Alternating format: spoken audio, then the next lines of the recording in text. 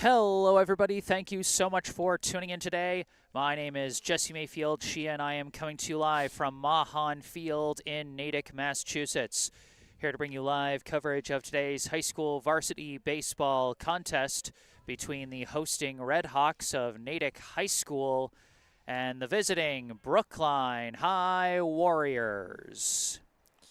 And folks, we got a treat here today. I am not alone on this broadcast. Joining me here as Brookline trying to ride the momentum off their season opening win on Monday. Joining me here is my color commentator, Brookline High sophomore Nico Wise. Nico, thanks so much for joining me today. Thanks for having me on today, Jesse. Always good to be here with you. You know, strong start to the season for the Warriors. I'd say pretty much a commanding 5-1 victory for the Warriors on Monday against Waltham. And, you know, the Warriors look good, but against this Natick team, they got to bring the same energy they had. Last year, the Warriors went 1-1 against their matchup against Natick. But as you and I mentioned pregame, Brookline lost a lot of their seniors, and we thought maybe coming into the season that might affect them, but a strong start on Monday, you know, that looks good for them. And Natick, this is your season opener for them. And last season, what you and I said, kind of a disappointment, going 3-17, not the way you want. But for Brookline, this might be a game that you can ride that momentum and get another victory. Start the season off 2-0. All right. Well, either way, whenever it's Brookline and Natick facing off, you know you're in for a show. You mentioned two thrilling contests between these two teams last year. They split the regular season series. We'll see what the first of their two matchups for this year looks like as this game soon to get underway. But for now, our sponsor for today's game once again is Esch Dental. Esch Dental is located right in Coolidge Corner. Book your next dental appointment with local dentist and BHS baseball parent Dr. Brandon Esch for the non-corporate personalized dentistry our community deserves. Call 617-566-0103 or go online to eschdental.com to find out more and book your appointment. Once again, 617-566-0103 or go online to easchdental.com to find out more. And you can see that link and phone number in the description section down below. PA announcer is starting to take charge here at Mahan Field. I'm not sure how well it'll come through on our mics, so I might just repeat some of the starting lineups that he announces here for the two teams coming up.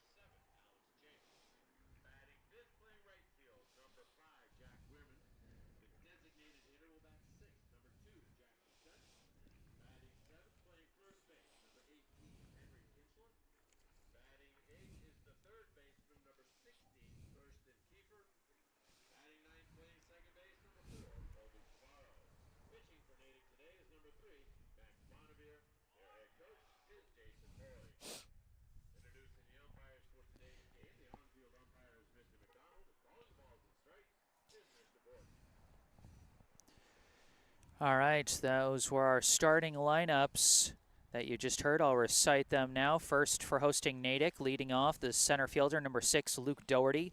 Batting second, the shortstop, number 22, Cam Gabriel. Batting third, the left fielder, number 10, Braden Homer. Batting cleanup, the catcher, number 7, Alex Jocks. Batting fifth, the right fielder, number 5, Jack Weirman. Batting sixth, the designated hitter, number 2, Jack Doucette. Batting seventh, the first baseman, number 18, Henry Kinchla. Batting eighth, the third baseman, number 16, Thurston Kiefer. Batting ninth, the second baseman, number 4, Colby Ciavaro. And starting on the mound for Natick, not in the batting order, number 3, Max Bonavire. And the starting lineup for Brookline, leading off, the second baseman, number 14, Hugh Bollinger.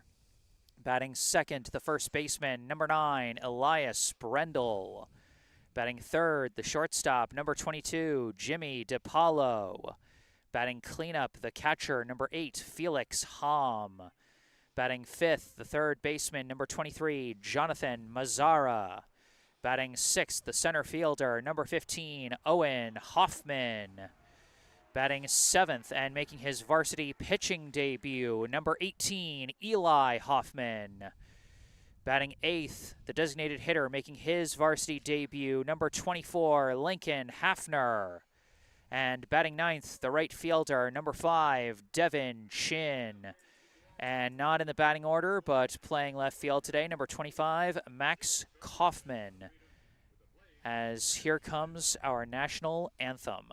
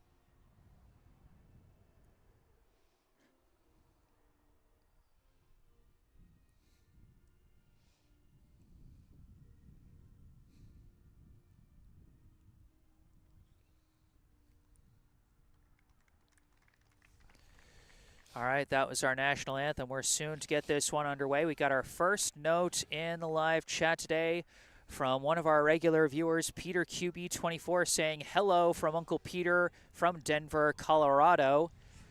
Looking forward to another great summer of Brookline hardball.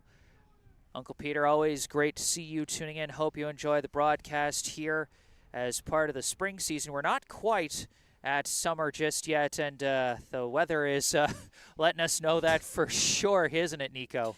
Yeah, sure doesn't feel like spring. We were talking earlier, the wind chill always makes it worse, and especially for baseball, when you're throwing a ball, the wind, definitely a big factor here. And Yep. Jesse, I don't know if you felt that, but I think I felt a raindrop. Which Don't you dare. don't even think it. Don't even think it. No. You did not say that. We hope not. We hope not. You said nothing, sir. As the man with all the electrical equipment here, it is my official statement that you did not say that. But regardless of any forbidden precipitation possibilities, you're correct that it's quite chilly out here in the early days of the spring. Temperatures just over 40, and like you said, that wind chill drops that down like a rock. And that ball is going to feel like a rock, whether it's hitting glove, bat, or body part. It's going to sting just a little bit more, and it's going to make for an interesting game. And one important thing to watch, Brookline fans, compared to Monday's game against Waltham on a turf field, so not a lot of booted balls, not a lot of tricky bounces.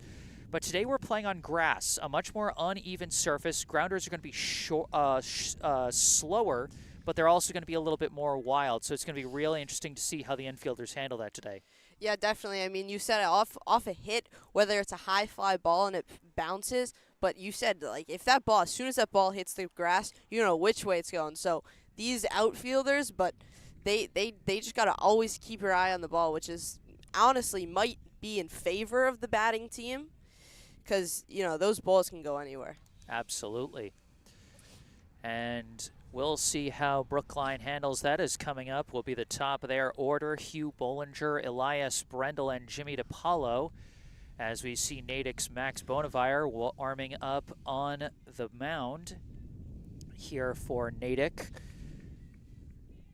Last year, when these two teams faced off here at Mahan Field, it was the first of two regular season matchups, much like this year. They're doing it in the same order 2 years in a row. And last year, in the matchup here in Natick, Brookline came out with a thrilling win. Brookline jumped out to a 5-0 lead early in the game, but then Natick came back and flipped the script to take a 6-5 lead, and they took that lead into the 7th and final inning before Brookline put together a 5-run rally in the top of the 7th to get a 10-6 win. Natick, of course, getting payback on Brookline's turf later in the season, and we'll see how things go in the newest chapter of the Brookline-Natick rivalry.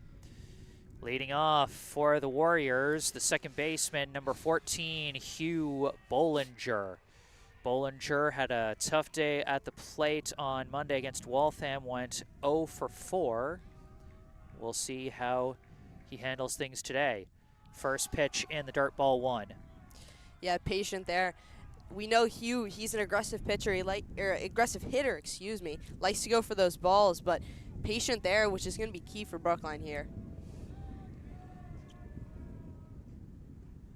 That one is in the zone for a strike, and you're right, Nico. Hugh usually a very aggressive swing at everything style hitter, but so far looking at the first two pitches.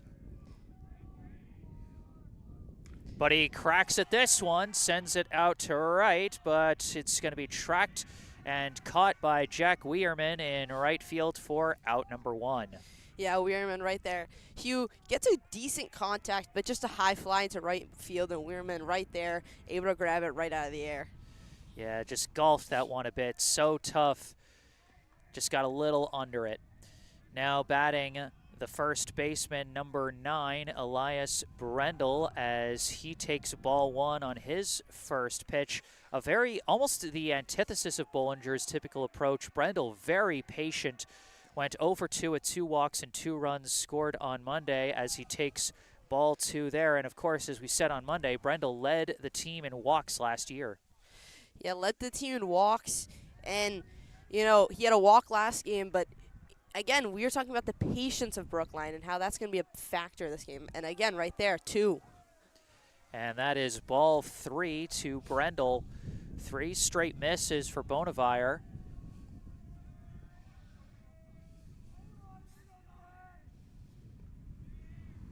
And that one in the zone, Brendel taking all the way. Almost made like he was going to swing like he had the green light, but I don't think he was ever thinking of swinging at that one. And he doesn't swing at that one either, as that's a high ball 4, and Brookline will have their first base runner of the day. And like we were talking about, Jesse, gets the walk, doesn't swing, gets that easy walk, and you got a man on first. 5 pitches, he didn't swing at a single one. Yeah. You're not wrong. Runner at first now, batting the shortstop, number 22, Jimmy DiPaolo, as he takes strike 1 on the first pitch. DiPaolo had a strong day on Monday, 2 for 3 with a walk and 2 runs scored, as he now faces an 0-1 count. And they go for the pickoff move, but Brendel dives back. And interestingly, Nico, this is the second game in a row Brookline is facing a left-handed starting pitcher. And it presents such a challenge for any runner who's on first base, as you just saw. And we just see again as he makes another throw. Yeah, I mean, you and I talking about early how Brookline has a knack and a good key idea for when to steal a base, but here 2 plays in a row he's thrown a first. 0-1 is still the count to DiPaolo. And he hits a bouncer. Shortstop fields it, just goes to first. And just barely by half a step gets DiPaolo. Good hustle down the line to make it a contest. And Brendel, a good jump from first to prevent any chance of a double play. So it'll be 2 down with a runner at second, as up comes the catcher, number 8, Felix Hom. Hom, of course, had the big RBI double in the first inning on Monday with 2 outs and a runner on. We'll see if he can deliver something big here as we got a meeting at the mound between pitcher and catcher. Yeah, you were talking about Hom. Great RBI double last game. First big hit of the game for Brookline. But, last season, Hom had a hot start, but then kind of cooled off. So, kind of seeing, he had a big hit last game, trying to replicate that right here.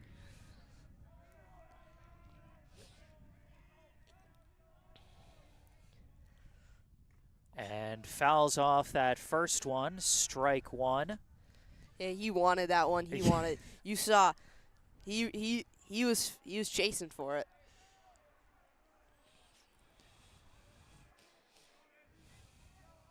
Oh, and 1 the count. And that one skips in the dirt, well blocked by the catcher, and it'll simply be ball 1. If that had gotten past Alex Jacques behind the plate, then Brendel was going to take third base easily.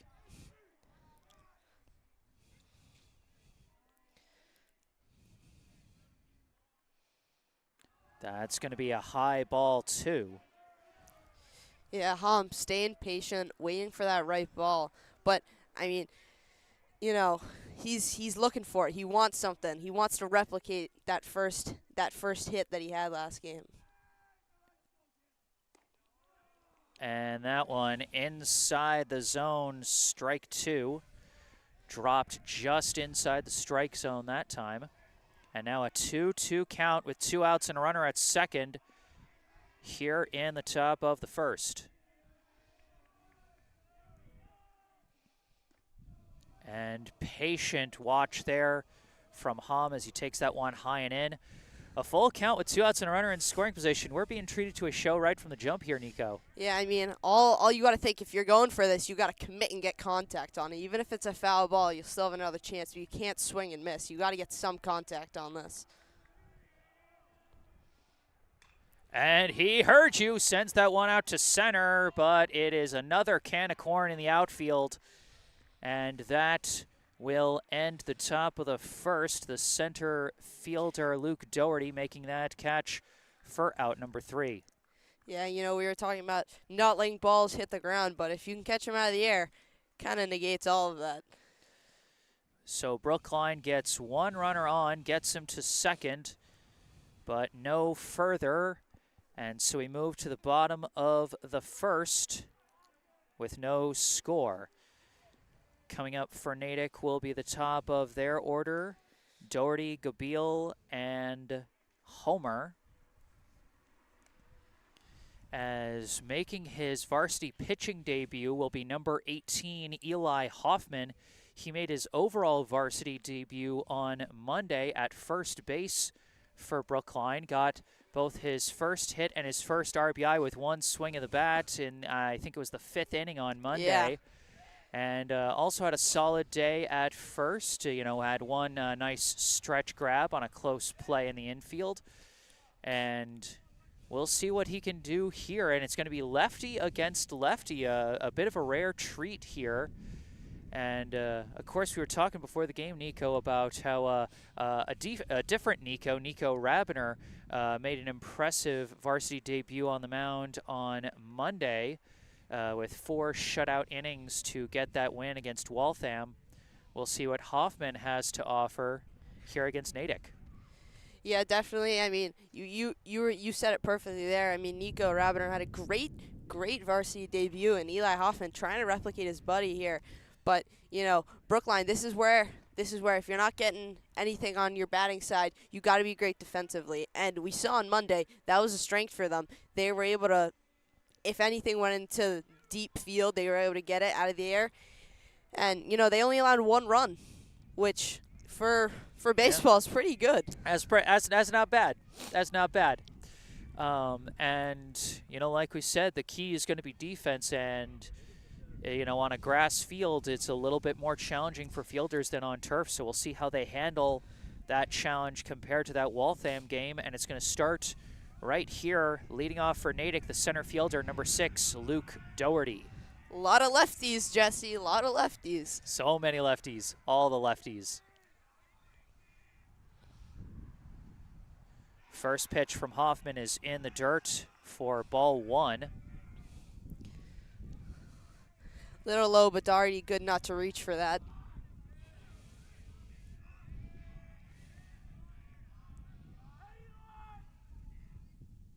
And sails that one, and Hoffman seems to be struggling a bit with his control to start this one.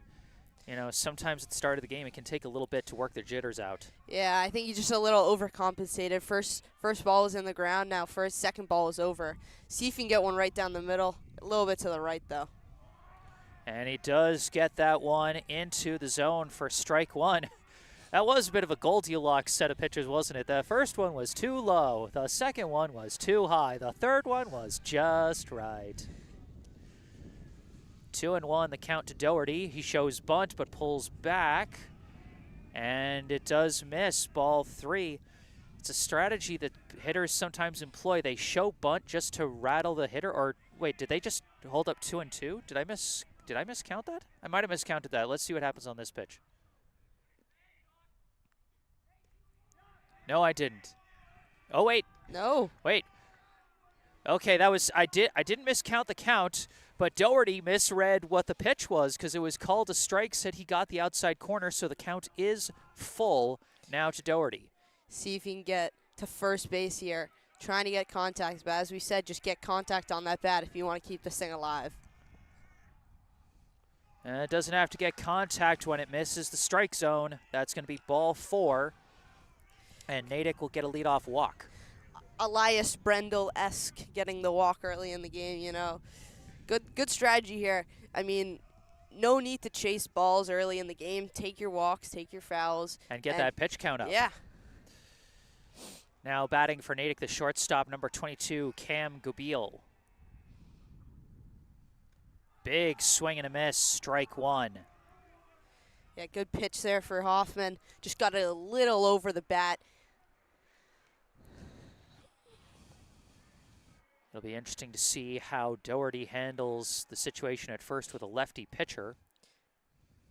As this one is popped up, going to stay in the infield. And it's going to be caught by Bollinger for out number 1. Yeah, Bollinger good to get there, claim it out of the air. And a nice 2-pitch at bat. If you're the defense, you definitely like that one. 1 down, runner at first. Now coming up the left fielder, number 10, Braden Homer.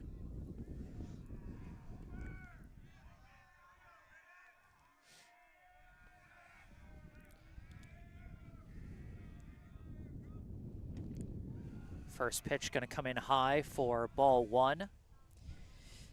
Yeah, Jesse, you and I were talking about, you know, for a debut varsity pitcher, getting the jitters out in your first stop at the mound is little difficult, but Hoffman handling it pretty well. As he gets a swing and a miss there for strike 1. As he's now got a 1-1 count with 1 down.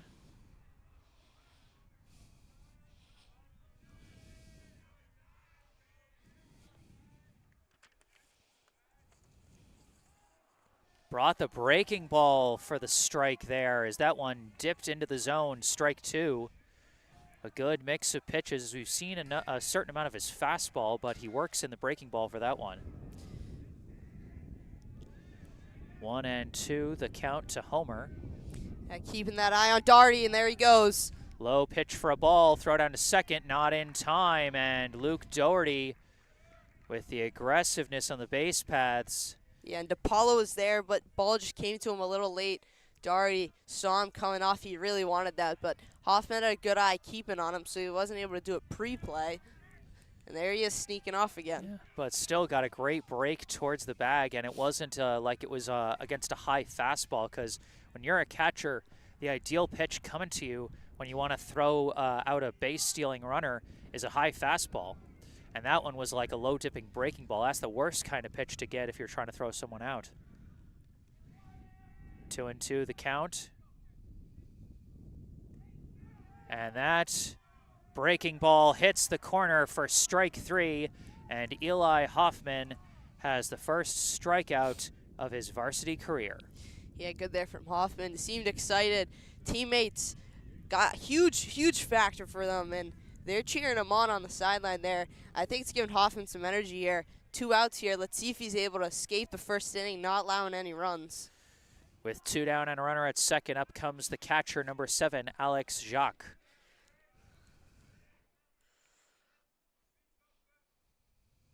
And that one gets away from the catcher, and Doherty is going to take third on the wild pitch. Yeah, we were talking about it. 2 outs here. See, big part in Brookline's game plan here, just closing out these innings, not allowing any cheap runs at the end of the inning with 2 outs. See if he's able to get another strikeout here, get a second of his varsity career.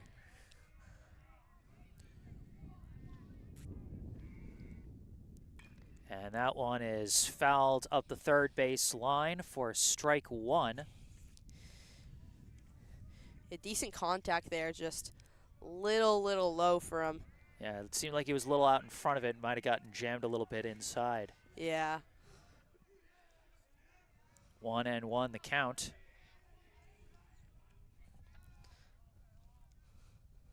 Ooh, that one hit his foot. Oh. Dead ball. Wow, that's the first time I've ever seen a hit by pitch be favorable for the defense. Because if that ball was not dead, if that hadn't hit Jacques' foot, then it would have been a wild pitch and Doherty would have come in with the game's first run. But instead, it'll be runners at the corners with 2 down for the right fielder, number 5, Jack Weirman. Yeah, kind of a almost lose-lose scenario, but I think they got the better end of the losing stick there. And now, Coach Brendan O'Connor coming out onto the mound, calling the whole infield in to talk with Eli Hoffman as he tries to get out of the jam. Now runners at the corners with 2 down, and he's had a few pitches kind of get away from him. So I do like the timing of this. Get the guy to settle him down, settle down your young pitcher so he can lock in and, like you said, Nico, get himself out of the inning. Yeah, you said it, man on third and first here, but I think as you said, it's smart. Just calm your pitcher down, especially being his debut at the mound. See if he's able to get out of here. And I just noticed we got a courtesy runner at first for Jacques, as that pitch is going to miss outside for ball 1. We got number 12 running in place of Jacques. Yeah, 12. That'll be Jesse Gagarlodi. Sorry for mispronouncing the last name there. Swing and a miss for strike 1. You gave it the old college try. You mind if I see? Yeah. Jesse Gagliardi. 1-1 is the count to Weirman. Some of those Italian last names throw me for a whirl. That one dips just below the zone. Hom trying to frame the pitch a bit, but no dice there.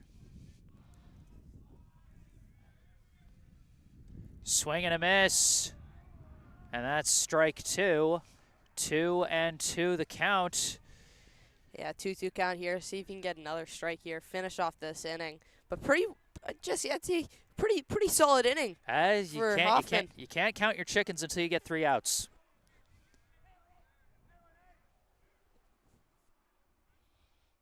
Runner goes, and that's going to miss for ball 3. Count is full. Gagliardi allowed to take second unopposed.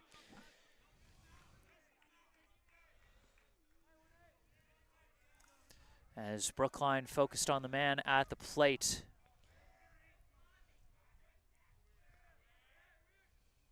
Swing and a miss. Huge strikeout from Eli Hoffman to get out of the jam in his first inning.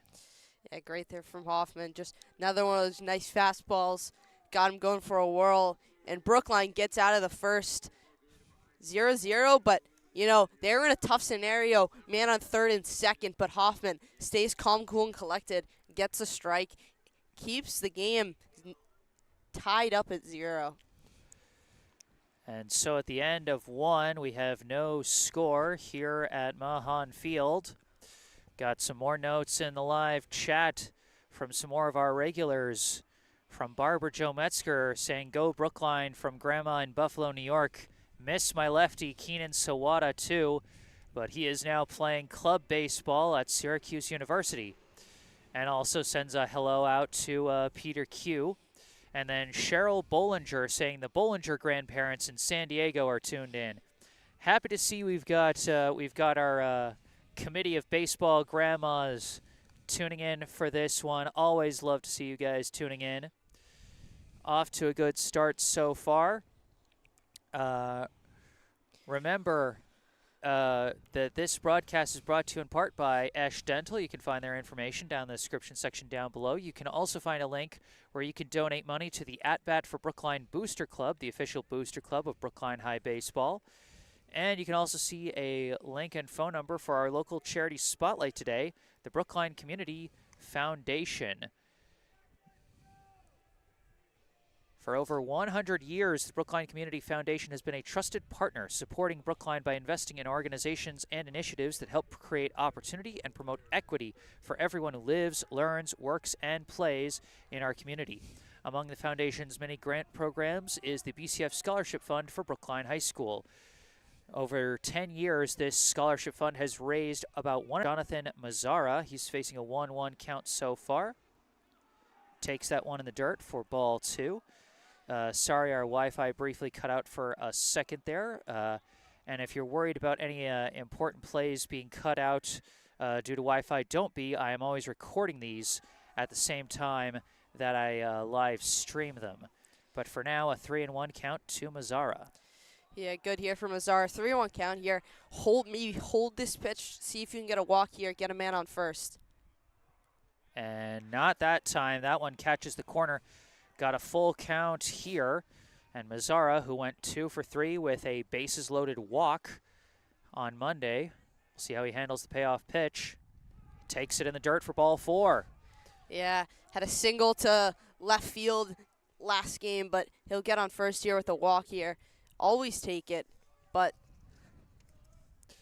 Now batting the center fielder and older brother of today's Brookline pitcher, number 15, Owen Hoffman.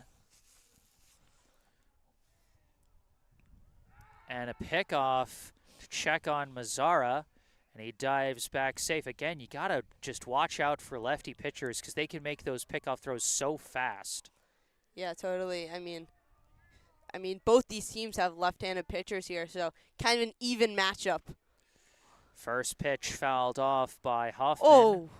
For strike 1. Did that hit a car? Oh, almost hit a bystander in the... Ooh. Always got to be careful with these high school fields. Never know. Car passing by, ball, tip ball. Never know. And that's another attempted pickoff. Mazzara dives back safe. And yeah, this field always makes me nervous because it's right next to a running street here. We got West Street right behind us. As that one misses to the outside for ball 1. Hoffman on Monday, 1 for 3 with a hit by pitch and 2 RBI.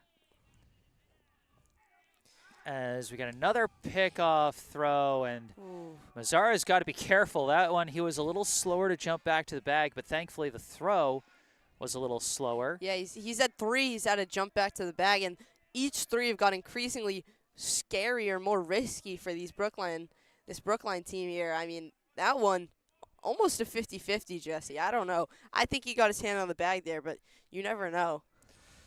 1-2 now the count as Hoffman fouled that one to the backstop. And Bonavire takes a beat off the rubber to reset.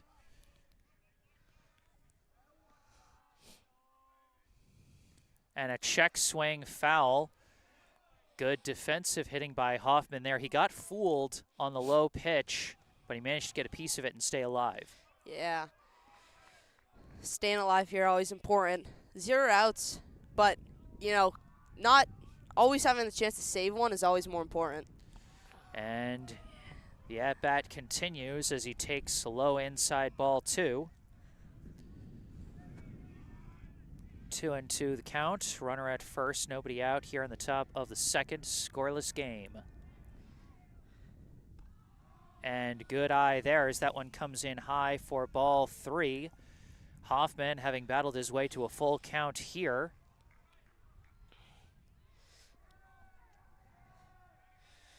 And Mazzara not shying away from stealing a base. But doesn't have to, as Hoffman, wow, that was such a close pitch, but Hoffman with nerves of steel to hang in there and draw the second straight walk for Brookline, and that is going to bring out the Natick coach and bring in their whole infield, similar to what we saw with Eli Hoffman in the bottom of the first when he started to get into a jam. Coach comes out just as control is starting to become a bit of a problem, try and settle the young man down. And speaking of Eli Hoffman, he's up to bat. That is correct. I got to say, as the sentimental fool that I am, I love that they've got the two brothers batting back-to-back in the batting order. They had the same order on Monday. I love getting to say Hoffman at the plate with Hoffman on deck. Yeah, the brotherly love the Brookline coaches are giving them. It's nice here. First and second, Eli Hoffman, the pitcher for Brookline, stepping to the plate. Shows bunt, but pulls back as that one comes in low, and a brief throw down to first by Jacques. But Owen Hoffman gets back just in time. He was kind of leisurely jogging back to the bag, and Jacques was like, let's see if I can sneak one. But gets back safe. We'll see if he shows bunt again. This might be a sacrifice strategy here. Shows it again, pulls it back again, but this time in the zone, strike one. Always so interesting to see the strategy when this comes out. You can see the corner infielders pulled in on the edge of the infield grass, ready to jump in if the bunt gets laid down. Oh, but he doesn't even show bunt that time as it comes in high. Because that's the thing. One of the other things, if you're showing bunt, it makes the pitcher more prone to miss the zone by a lot. To try and induce a bad bunt that might be a pop-up or something. And a pickoff throw to second, and Mazzara manages to scoot his way back. I mean, one of the things for pitchers is, you always got to think, gotta have good balls, gotta have good pitches, but gotta have a good eye. I mean, there's been, I'd say, almost 10 almost stolen bases. Oh, watch out. As Hoffman fouls that one out of play. The count is now 2-2. So bunt's pretty much out the window here. Remember, folks, if you foul off a bunt with 2 strikes, that's a strikeout. And he hits a slow dribbler to first, stabbed at, and just going to tag first to get the batter, but that's as good as a sacrifice bunt. He advanced the runners, and now Brookline with just 1 out. They've got 2 in scoring position. Yeah, same situation Natick was in, except Brookline only had 2. They got a man on third and a man on second here. And, Hoffner looking to get a man home for the first run of the game for Brookline. First pitch is low. The Brookline designated hitter, number 24, Lincoln Hafner, making his first varsity plate appearance here today. And in a very big situation with 2 in scoring position as he takes a high ball 2 there.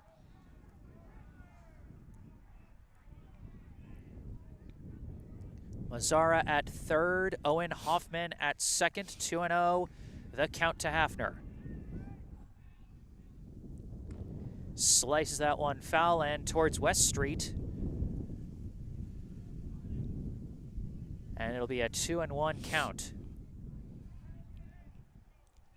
So one thing I'm happy about with this job, if there's not a million things I'm happy about with getting to do this job, I love that I get to get here before the games, and I'm not one of those poor drivers driving down the road and all of a sudden a baseball bounces in front of you.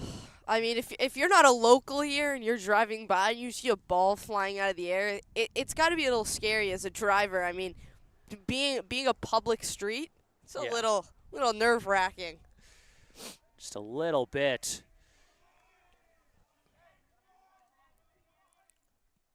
And Hafner launches one deep out to left. Left fielder backtracking. He's going to grab it, but Mazzara is going to tag and head for home. And Lincoln Hafner with the sac fly to left drives in his first career RBI. Yeah, great. I mean, high fly to left field, but as you said, almost a sacrifice play. They get the run in, and Brookline's up 1 here. And let's see if they can continue this momentum. I mean, 2 outs, so can't play super aggressive, which is Brookline team. Some of the players do, some don't, but just, I mean, I'd say here for Brookline, this is looking pretty nice here. And you got Chin coming up at the bottom of this Brookline batting roster. See if he's able to replicate something. Got a man on second. First pitch is in there for strike 1. Devin Chin, the right fielder, number 5, went 0 for 4 at the plate on Monday. Now up with 2 down, and Owen Hoffman still at second. And he hits a dribbler over to short. Shortstop charging in. Throw to first is not in time. Devin Chin, the speedster, up the first base line. And for anyone who's watched that young man play, you know that, honestly, there was no other way he was going to get his first career varsity hit than by getting an infield single. As soon as I saw that slow roller, I was like, he's going to make that. He's so fast. I mean, people think of baseball as kind of a lazy man sport, but, I mean, that just shows speed is still so important for baseball. I mean, I don't know. I mean, I'd say he probably had half a second to a second of extra time, and some players might not be able to get there, but great there from Chin, the speed. Now we cycle back to the top of the order with the second baseman, number 14, Hugh Bollinger at the plate. You can see Chin kind of dancing off of first base as in a good position to steal with runners at the corners. Yeah, Bonavard, got to be wary here, the speedster on first. And that one is going to catch the outside corner for strike 1. Hugh Bollinger still looking for his first hit of the year and in a good spot to deliver something if he can get it, as he hits a bouncer foul up the third base side for strike 2. Yeah, super close here. I mean, Jesse, you and I talked about Hugh, aggressive swinger, and we saw it there.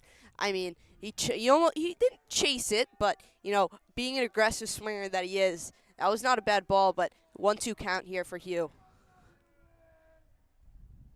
Hits a dribbler. This is going to be in play. Third baseman charges in to get it. Throw to first is not going to get there. Too high. Bollinger gets safe. He gets the infield hit, and in to score is Owen Hoffman. Yeah, not to mention Chin getting out to third. This is pretty much a dream scenario here for Brookline, but 2 outs here. Got to be wary if you're Brendel here. Got to get something. Got a man on third, just trying to get Chin home.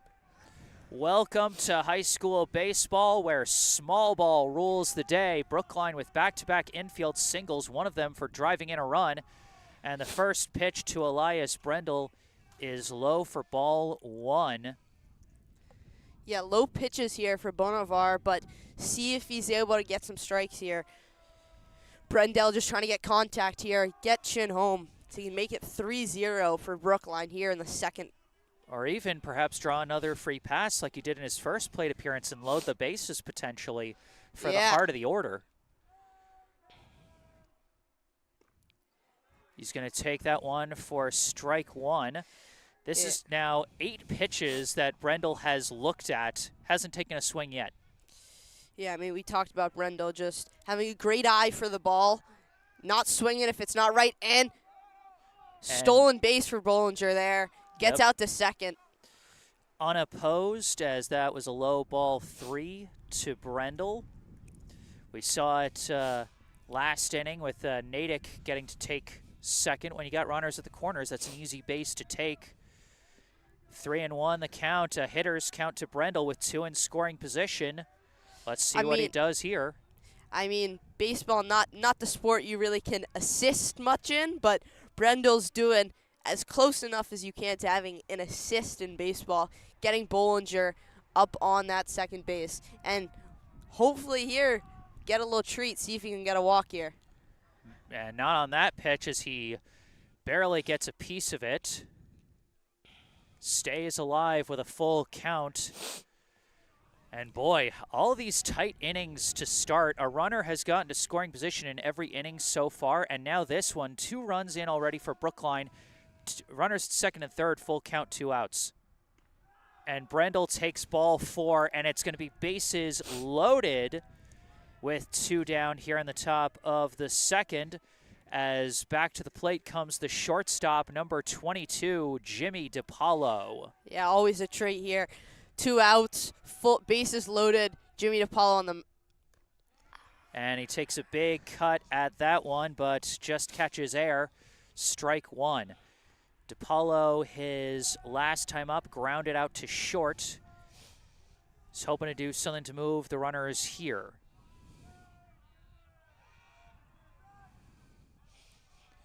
And a brief step off the rubber for Bonavire. Bonavera got to be careful here. Can't allow anything.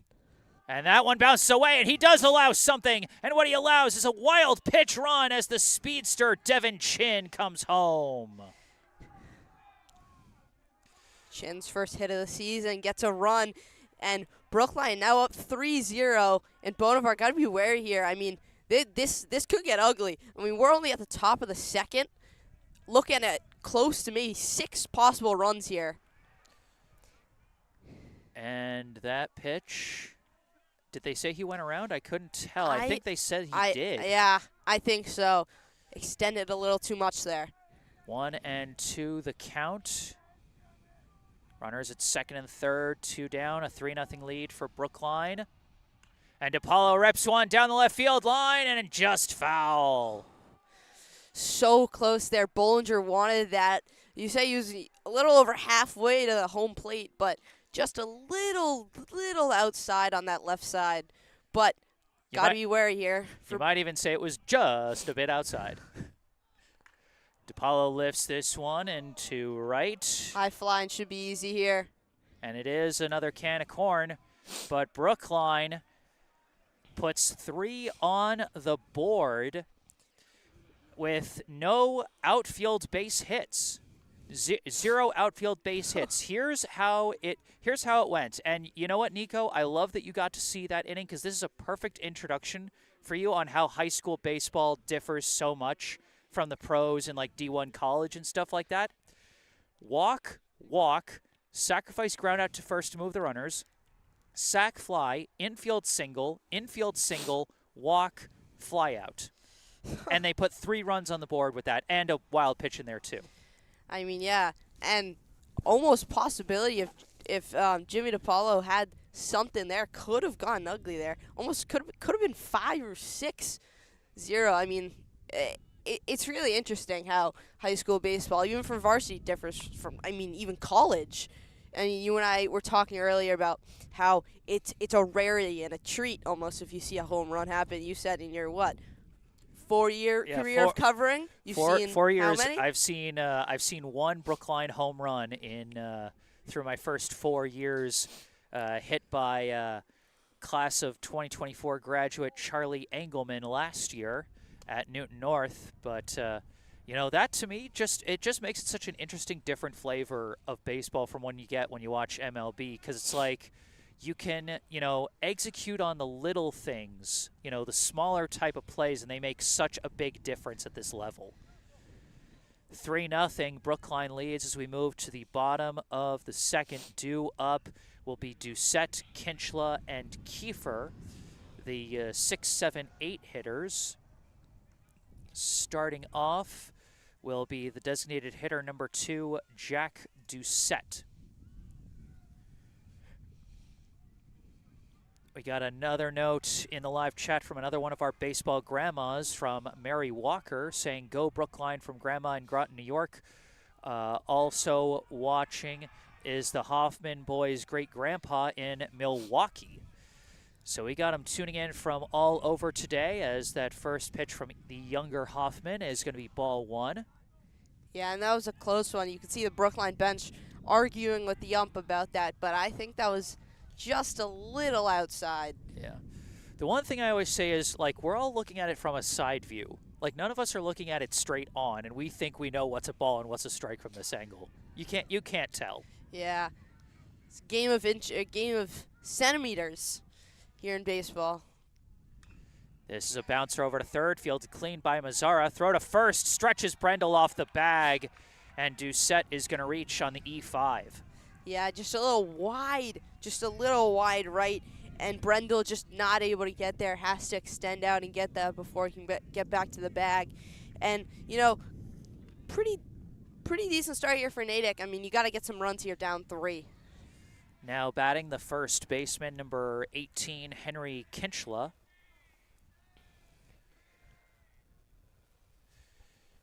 First pitch is low for ball 1. Uh-oh.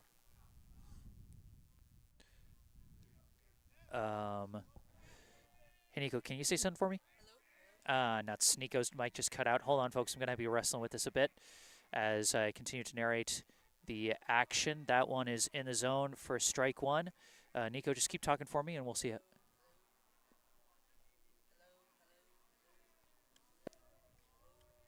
Hello. Oh. Hello. Hello. Hello. Hello. That one is strike 2.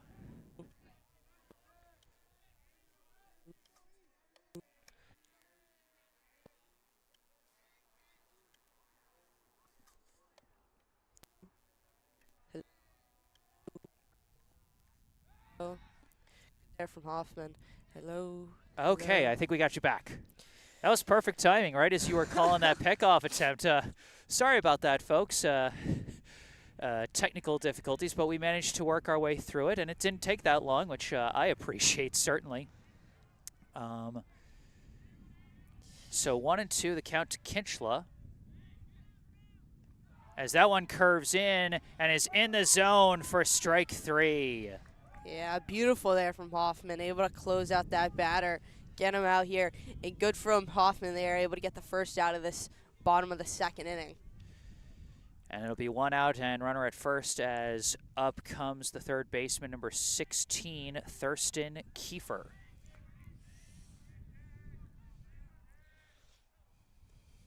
That pitch is going to be low for ball 1.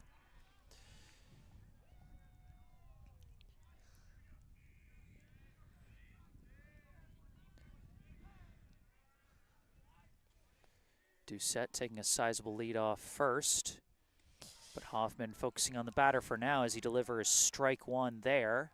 Yeah, we were talking about those leadoffs being so helpful. We saw last inning Hugh able to get a nice runoff off first to go into second. See if he's able to do this here.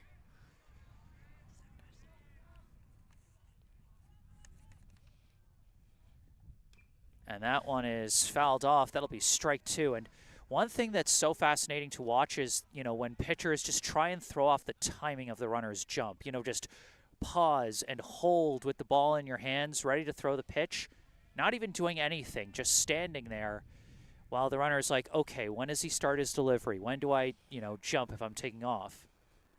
As that one is fouled off. See, it's just such complex mind games between a pitcher and a base runner on first. Yeah, totally. 1 and 2 is the count to Kiefer.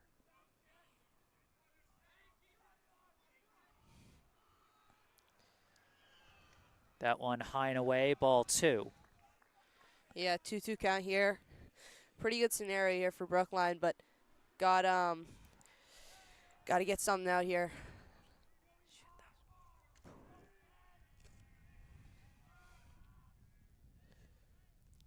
Swing and a miss. Another strikeout for Eli Hoffman.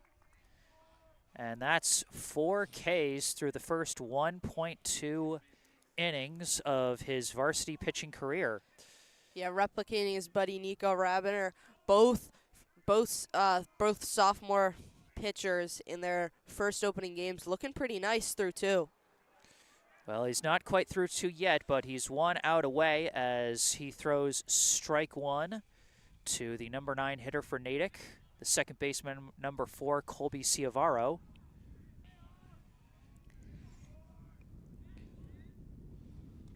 That pitch inside for ball 1.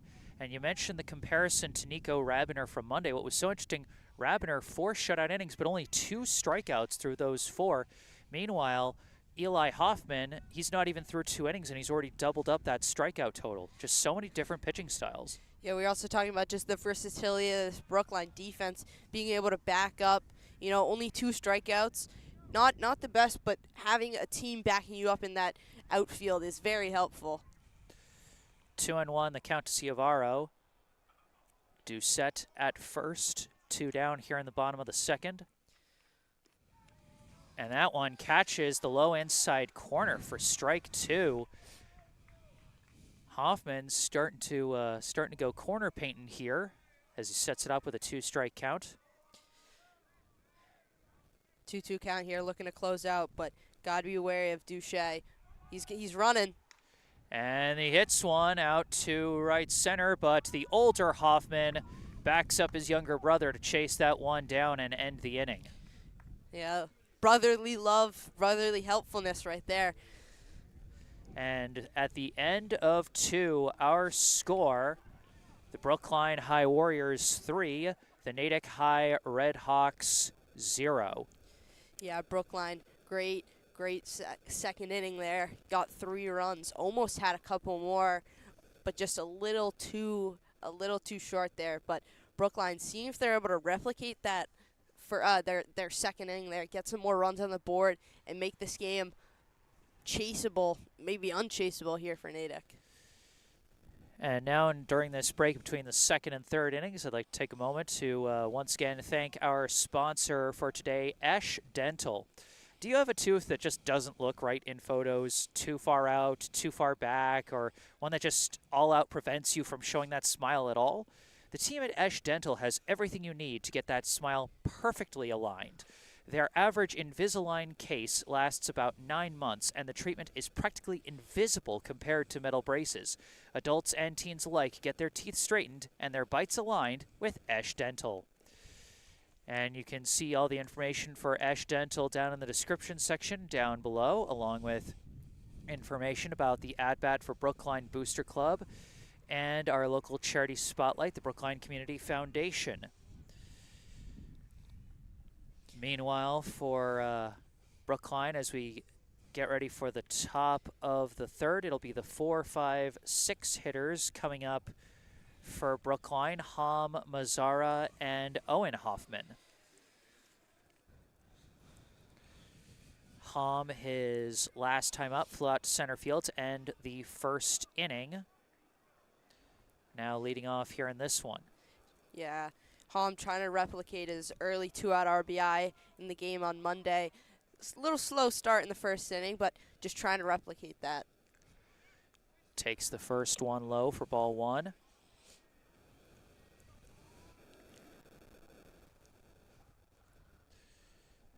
That one is also going to miss ball 2.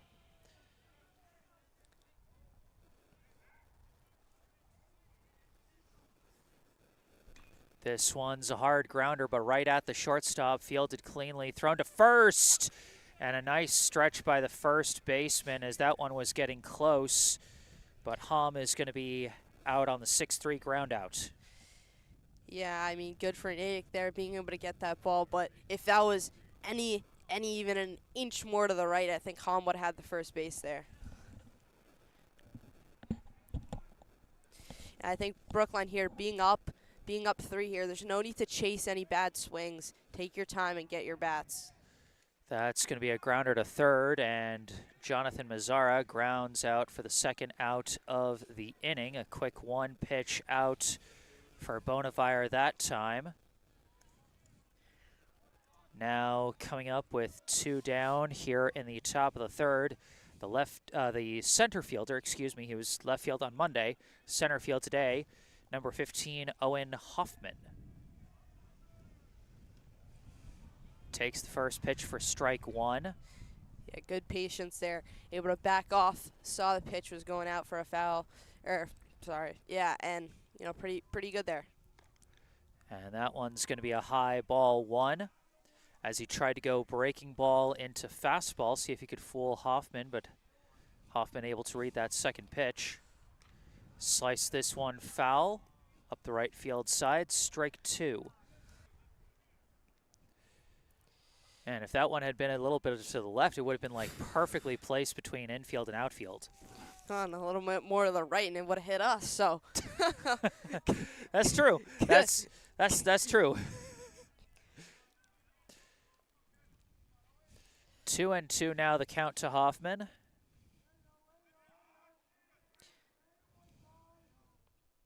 Slices this one. That's going to go out of play towards the street. And die just a little bit short of the street that time. Nice and safe for the drivers. Yeah, but good here from Hoffman, wearing down these pitchers. We're talking about in the second being able to just run through your lineup and just wear out these pitchers, and Hoffman's doing a pretty good job here. And he is continuing the battle as he takes a low and inside ball 3, works to a full count for the second at-bat in a row.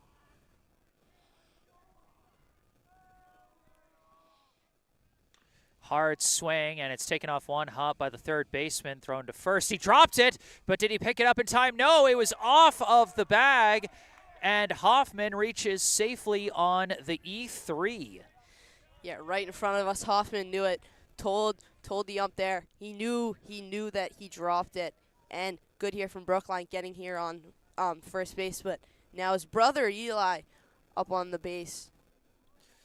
Eli Hoffman, his last time up, got a ground out to first, but about as good a ground out to first as you can get as he moved runners to second and third to set up the sac fly by Lincoln Hafner, and he gets beamed. First pitch, and now we've got 2 Hoffmans on the bags, as coming up now, the designated hitter number 24, Lincoln Hafner. Now, Hafner can't make things happen with a sac fly this time with 2 outs as he slices that one and it gets sick. It got stuck in the backstop. I've never seen that happen. It straight up just stuck there. That is funny. 0-1 the count to Hafner here. Slices this one foul and out of play. Quick 0-2 count. That one bouncing into the street. Whew, nearly dodges that car. Driver's got to be wary out there. But Hafner got to be good here. Got a man on first and a man on second. Just trying to maybe get it to bases loaded, but just trying to get a run here. And manages to foul that one off and stay alive. You know, you talk, Nico, about how close Brookline is to a potential run here, but Natick is just 1 strike away from getting out of this jam with no runs allowed.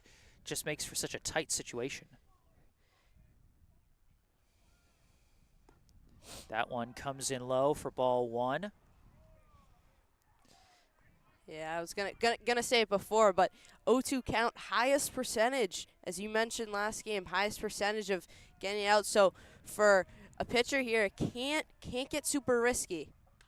And he lifts this one out to left. If it stays fair, it stays fair. Owen Hoffman is coming in from second. Eli Hoffman holds at third. Lincoln Hafner, his first varsity career hit is a 2-out RBI double as he drives in 2 runs in his first 2 career plate appearances. Great there from Hafner. 2 outs. Like, that's just a great scenario. Being ice cold there. Great hit there. Gets 1 home, and you got the brother Eli on third. One thing to just be wary about, I saw on the run back, looks like Owen Hoffman, I don't know if he hit something, but had like a limp in a couple of his runs, which not good, not something nice you want to see, but hope that was just something he was landing on. And now at the plate with runners at second and third and 2 down, the right fielder, number 5, Devin Chin, takes strike 1 there. Hits a bouncer over to second, fielded cleanly, thrown to first, and that will end the inning, but Brookline is able to tack on 1 more run with Lincoln Hafner again coming through in a big way. Boy, you talk about a start to a varsity career. First plate appearance, a sac fly to drive in the game's first run. Second plate appearance, a double down the left field line to drive in another run. What a day so far for the Brookline DH. Yeah, can't ask for more. I mean, two great plays that have led to a couple runs here. But let's see if Eli Hoffman and this Brookline defense, who's been very strong to start off the season, is able to hold off Natick from getting any runs here.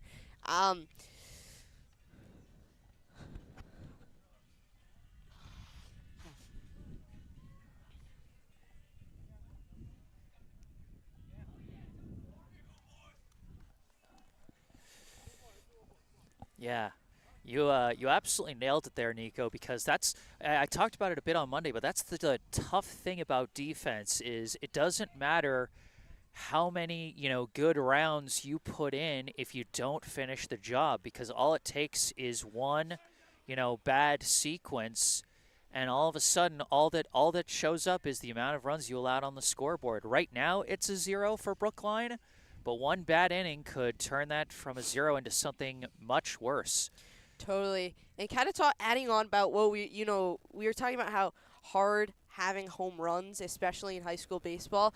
But with this, I think Brookline's doing a great job staying compact between their basemen and their outfielders, which is allowing not a lot of stolen runs, but also just not a lot of runs. If there's an out fly ball and it lands, they're able to get it to the bases pretty quickly. We got a helpful note in the live chat from Peter QB saying the audio is cutting out every 10 seconds or so for about 1 second. Thank you for letting me know, Peter. The audio is acting up today. Sometimes, during the outdoor season, you get the static in the air or something. Something just messes with my audio equipment, but I'm going to do my best to manage it here as we start the bottom of the third. Eli Hoffman starting his third inning of work here today as we're back to the top of the Natick order with the center fielder, number 6, Luke Doherty.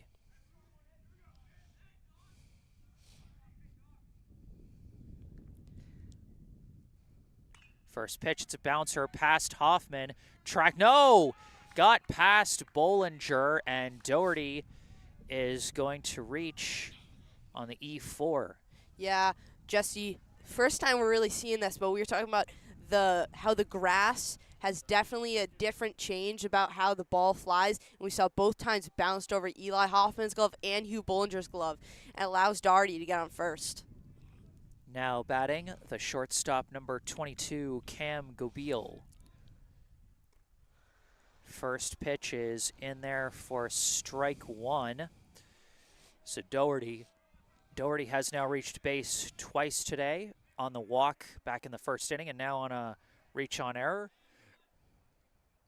As this pitch to Gobiel is low for ball 1. Gobiel, his last time up, popped out to second. And a pickoff throw as the runner dives back.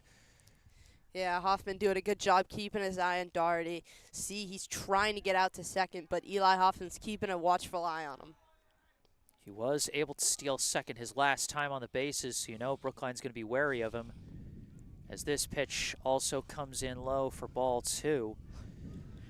And that's a pressure that stays there, until either the inning ends or you get him out. As that one also going to miss for ball 3. And Hoffman's got to be careful not to let that pressure get to him and keep, focused on getting the outs in front of him. Swing and a miss there. Count now full at 3-2.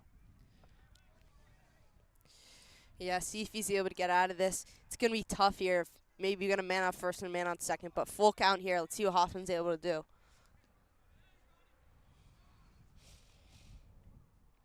And not this time. He misses ball 4. And so we're going to have 2 on to start the bottom of the third. Tough start for the Warriors is now coming up the left fielder, number 10, Braden Homer. And the sun's starting to go down, or maybe some clouds rolling in or sun. It feels like it's getting a little darker and a little colder. Well, with the wind chill, you never know. This one popped up in the air, going to stay in the infield, and Brendel is under it for an easy one pitch out. And now, with one out, runners at first and second, up comes the catcher, number 7, Alex Jacques. Jacques, his last time up, got hit by a pitch.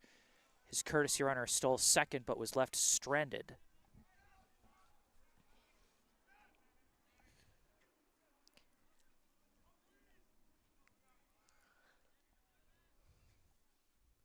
First pitch, and he rips it out to left. Tracked down in left field, but coming around third to score is Luke Doherty as Alex Jacques delivers the RBI single to put the Red Hawks on the board. Yeah, Jacques, a powerful swing there, and it gets Doherty getting that first run for Natick, and Natick not letting this game get out of hand. They've got two on the bases right here, man on first and a man on second. See what they're able to do here. Gagliardi once again coming in to run, as coming to the plate now, number 5, Jack Weirman, the right fielder.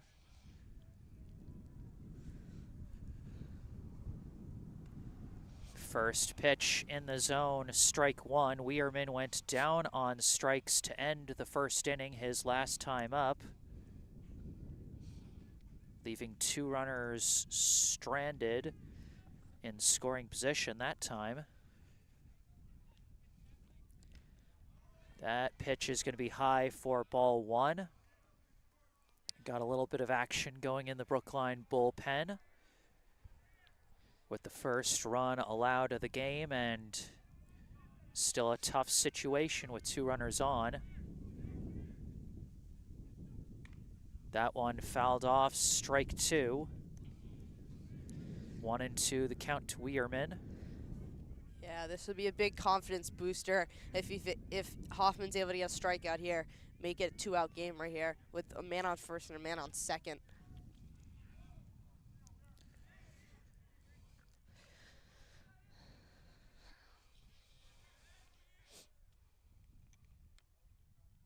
Runners taking off for third. It's a high ball. Throw it onto third is not in time, and both runners are going to steal.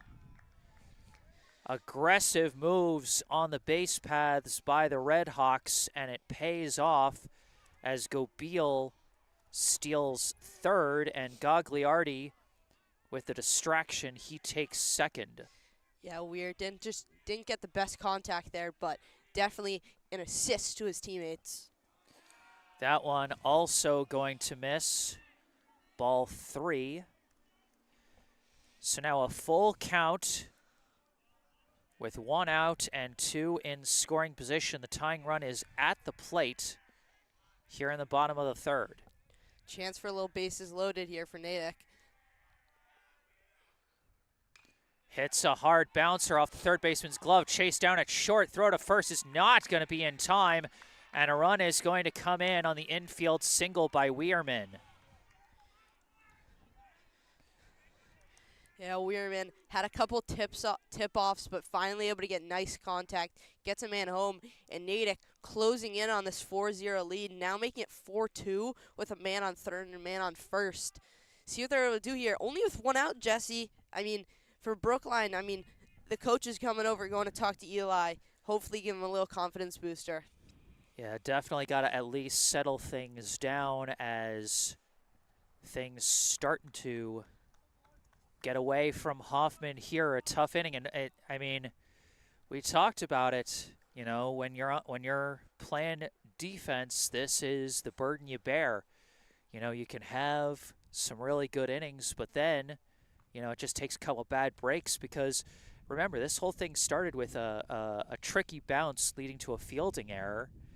You know, and then a walk, and then 2 batters later you get a single, drives in the player who only reached on an error. I mean, it would have been 2 outs and a runner at first, if not for that error when Jacques came up to bat, and it wouldn't have been an RBI single. Would have been a very different situation. But that just shows what a difference, you know, one play can make. As the first pitch here to Doucette is low for ball 1. Like you said, Nico, runners at the corners, which could mean a very high chance of a steal from Weirman. So far not taking off, as that one going to miss outside ball 2. Yeah, and Hoffman having a good eye on Weirman, not letting anything happen here, but a man on third and a man on first. This could be dangerous here for Brookline. Hits a grounder. This could be a double play. DePaulo to Bollinger, and that's all they can get. They do get a second out, but Natick gets a third run in on the fielder's choice. Yeah, 4-3 here. Brookline, if you're Eli Hoffman as a pitcher here, you got to close this inning out. Can't let anything happen here. Only got a man on first right now, but 4-3, this lead's closing in. Natick has cut this one quite close. Runner taking off for second, and that's going to be a low ball, and Hom juggled the ball on the exchange, and it's an easy steal for Jack Doucette as he moves into scoring position for the batter, Henry Kinchla.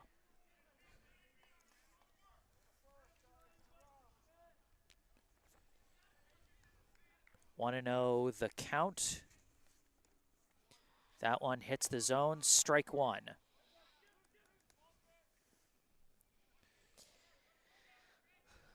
Two down, runner at second.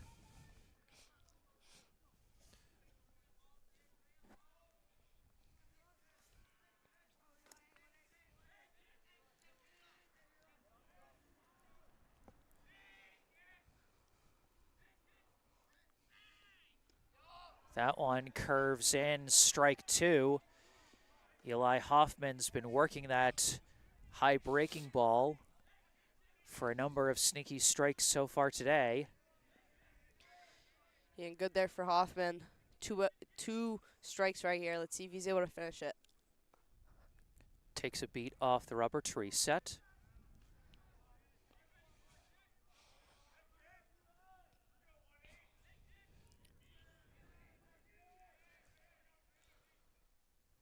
That one comes in low, ball 2.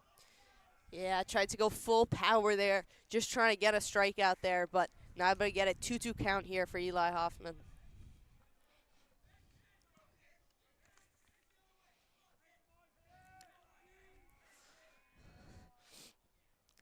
And did he get a piece of it? No, he didn't, but it's strike 3, and it got away from Hom. And so the inning will continue as Kinchla is going to reach on a dropped third strike.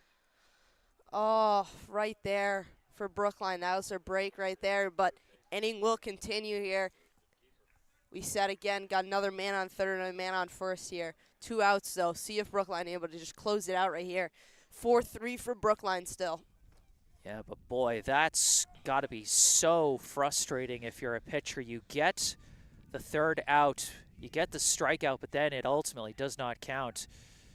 Kinchla wasting no time, taking off for second, as now once again, runners at second and third.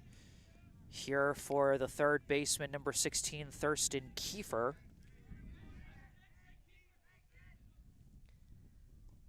That one low, ball 1.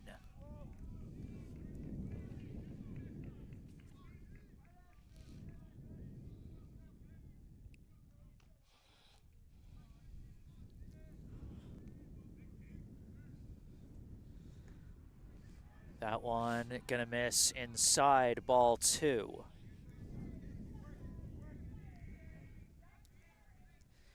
Yes, Brookline bullpen just trying to encourage them, keeping them out there, just trying to get them closing out this inning.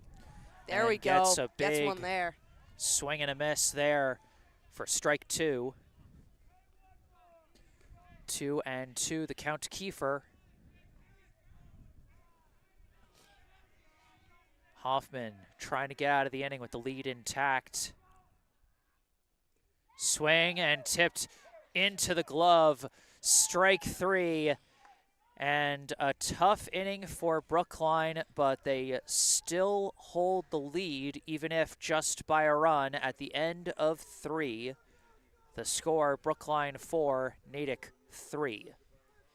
Yeah, I mean, Hoffman started off that inning not so great, but, you know, as a pitcher, you can't lose your confidence. And I think on that last at bat, he was just able to keep his composure, close out the inning. You know, he let 3 runs were let up that inning, but he was able to just keep his composure and get the inning over with.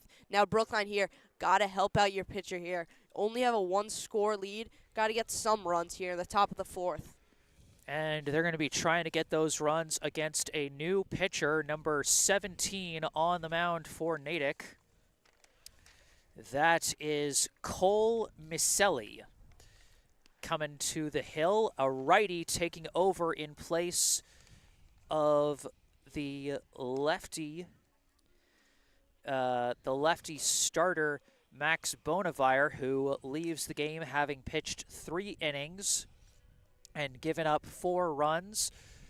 If Natick doesn't ever at least tie this ball game, then Bonavire would be the pitcher on the hook for the loss.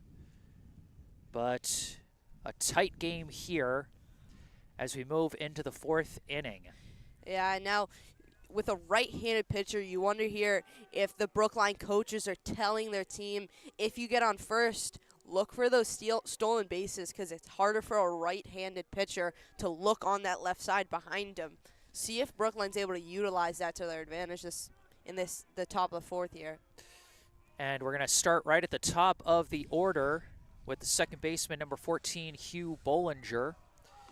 And that one's low for ball 1. And yeah, Nico, you talked about the different knowledge and stuff like that, and it might be a big reason why they made this pitching change, you know, because they're about to hit that 3rd time through the order. We saw Waltham do something similar on Monday, I think. Or, no, we saw Brookline do something similar right as Rabiner was about to face the 3rd time through the order. They pulled him even though he was still shutting him out, because that extra knowledge for the hitters can be a little intimidating.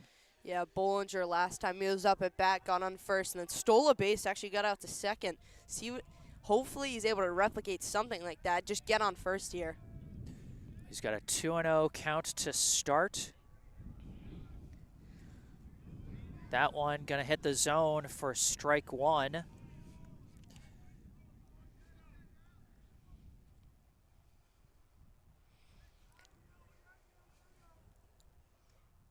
That one low for ball 3, and you could see the catcher was hoping for a strike call on that one, but did not get it. A 3-1 count for Bollinger here.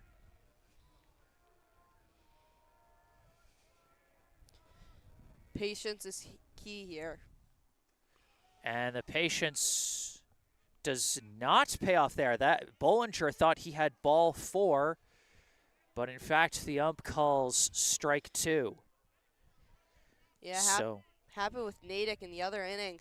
Both thought he got the walk, but Bollinger gonna have to come back here.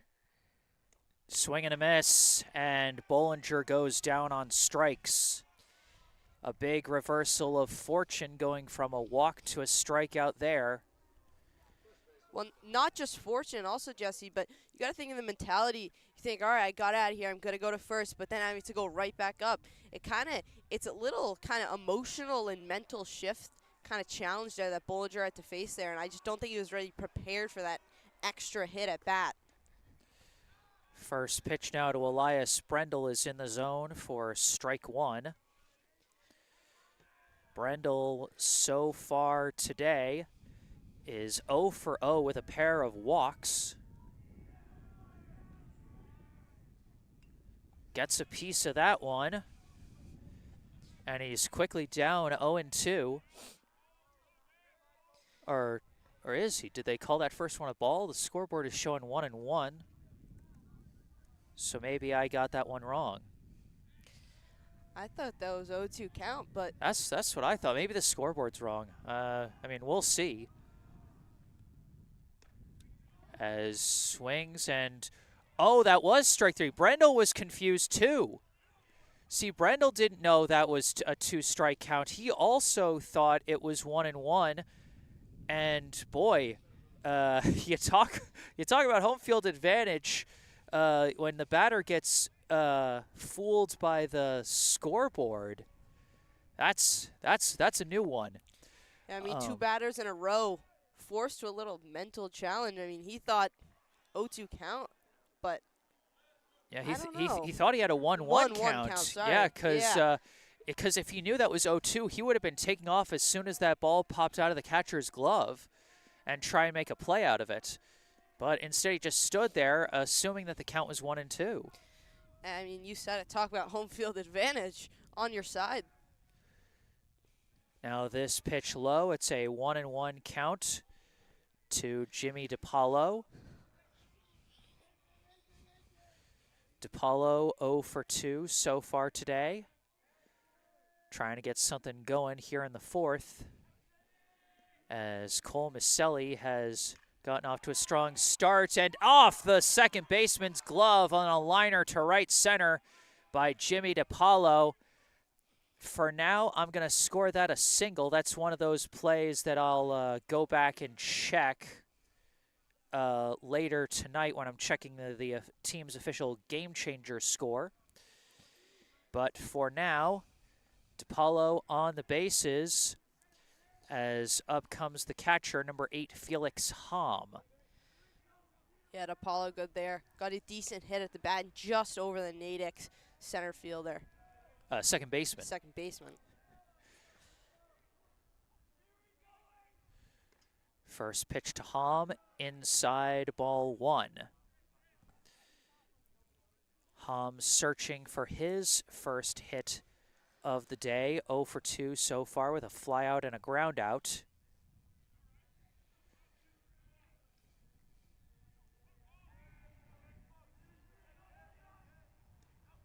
That one misses low and away, ball 2.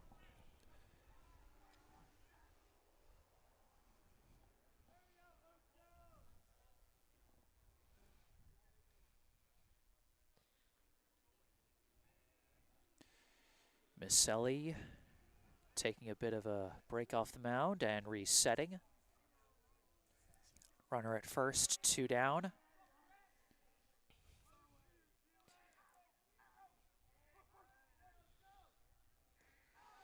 That one low for ball 3. Yeah, and Hom good there to be patient. And we were talking about it with the new right-handed pitcher, DiPaolo, doing well there, moving out. He's looking, trying to steal that second base. But, you know, good there from Hom, trying to be patient. Will push DiPaolo out to second if he's able to sustain out here for one more ball.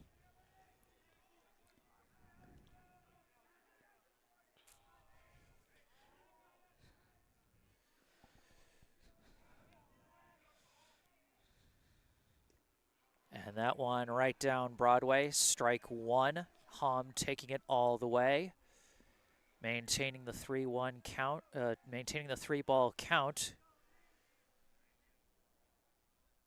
And he rips one out to left, but right at the left fielder, and that is going to end the inning. Yeah, we were talking about how this needed to be a strong inning for Brookline to bring that momentum back up. First 2 innings looked really well, but Brookline unable to get any runs in this top of the fourth. But this is good here for Natick here because, you know, you got the momentum. You just had 3 runs in your last inning. See if they're able to replicate that. They're only down 1, but here for Natick, they got some momentum here. Let's see if they're going to be able to utilize that to their advantage. It'll be the 9-1-2 hitters coming up for Natick. In the bottom of the fourth, Ciavaro, Doherty, and Gobeil. Yeah, change of pitch in here, Jesse, as well. Indeed, it looks like we're going to see Sasho. the 2025 debut of Sasho Esch as he takes over for Hoffman. Hoffman will not get a pitching decision in his first varsity career start, as he didn't pitch 4 innings as the starter, so even if Brookline holds on to this lead, he won't be able to be credited for the win, but let's take a look at Sasha Esch's stats from last year. He made 8 relief appearances last year, pitched 12 total innings, just over my personal 10-inning threshold for qualifying for a team lead in stats like ERA, which he did lead the team in with a strong 1.17 ERA. He also had a 1.67 whip and 12 strikeouts on the season in 2024, now making his first appearance of 2025. Yeah, got to be strong here. Brookline defense looked pretty solid up until that 3rd inning, but, you know, new pitcher here again.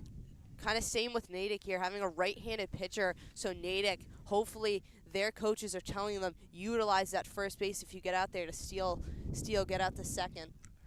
What's also interesting is just how much the hitters have to adjust going from lefty to righty, because, you know, the ball's coming at you from a completely different direction. Sorry about that, folks. One of Nico's notes just blew right out of his hands. Never know with the weather out here. Oh my gosh, the weather has been such a treat. We're standing here shivering, and the weather is messing with my audio equipment. It's a fun day out here in Natick, and it seems like it's only going to get colder. So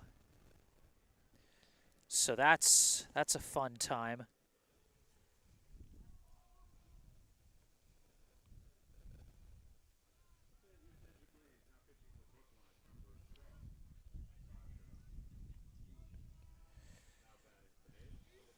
So leading off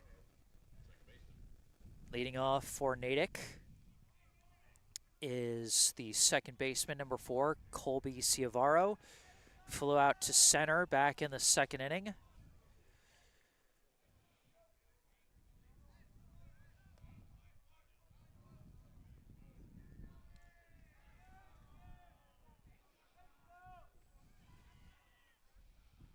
Oh my. That pitch, something went wrong there. Yeah, I mean, almost like the second pitch for Hoffman, just trying to get the nerves out. That one flies right, though, in there for strike 1. Yeah, you know, the first couple of pitches, just trying to get the nerves out. First pitching for the season for Sasha Esch.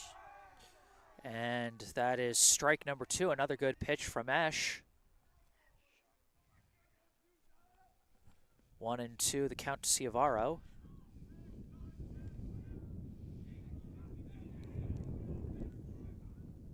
And tries to go for the low breaking ball, but Ciavaro does not bite on that one. Ball 2.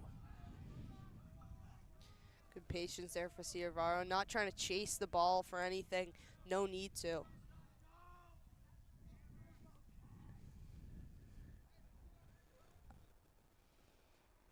And makes contact with this one. Slow roller to short. DePaulo picks it up. Throw is low, though, and it doesn't get there in time. Yeah, DePaulo right there, throwing it right out to his first baseman. Oh! Yeah, he didn't get there in time. Oh, didn't get there in The time. throw did not get there in time. Oh, that's Yeah. my mistake. Yeah, no, his throw came in too slow. He, almost kind of like spiked it, as that was a kind of a slow bounce off the grass. As a wild pitch from Esch is going to allow Ciavaro to take second. And it's a sloppy start for Brookline to start this one here in the bottom of the 4th. Here with the center fielder, Luke Doherty at the plate. Yeah, and I'm just going out trying to reassure Sasha Esch, just tell him, calm down, cool down. You're good here. See what he's able to do here. Okay, sorry about that. Doherty hits a hard grounder, chased down and blocked by DePaulo, but no chance to make a play as we got back-to-back singles to short for Natick to put 2 runners on to start the inning. Yeah, DePaulo had that in his glove and just slipped out. He had to grab it again, but I don't. Oh, there goes another one. Never know out here with the weather. 2 runners on, and up comes Cam Gobeil. Shows bunt, pulls away as that pitch almost flew away again. But Hom was ready for that one, and now Coach O'Connor coming out to talk to his reliever. Yeah, not the best start, Jesse. I don't think that was the idea that Sasho had in mind, at least for his first start of the season. But, 1-0 count here. Coach got to reassure him, let him know, They're not reassuring him. Oh, They're no. pulling him. They're pulling him immediately. Boy, and you can see the frustration as Esh comes off the mound. Just, like you said, just a tough start, not at all what he was hoping to do. But the ball just wasn't listening to him. I don't know what it was, because, anyone who's watched him pitch knows that, he can throw better than that. So just a rough outing for him, and so after 2 infield singles, he is going to be replaced on the mound by the older Hoffman brother, Owen Hoffman. So we'll put his stats on the board. Interesting to see him coming on in relief, as he is the one returning main starter from last year for Brookline, as it was him and Charlie Engelman and Nico Hart, the 3 main starting pitchers for Brookline, and now Hoffman coming in out of the bullpen for this one. I think he actually, one of his 3 relief appearances last year was here at Natick last year, and he did end up getting the win in that one of his 3 wins. As you can see his stats from last year up on your screen. 9 total pitching appearances, 6 of them starts, a 3-3 win-loss record, 35 innings pitched, a 3.00 ERA, a team best 1.37 whip, and 26 total strikeouts. Yeah, just kind of touching back on that, I think honestly from a coach's perspective, Brookline last couple innings haven't been great, and I think trying to just close out this game, you have the 1 lead, but zero out so far. You got a man on first and a man on third here. I think, honestly, Jesse, I think that might have been the smarter decision. Get your veteran guy out there and see if he's able to close this out for Brookline. Just one point of clarification. It's first and second. You got confused because the guy on second was down at third talking to the third base coach while the relief pitcher warmed up. Ah, good eye there. Easy mistake.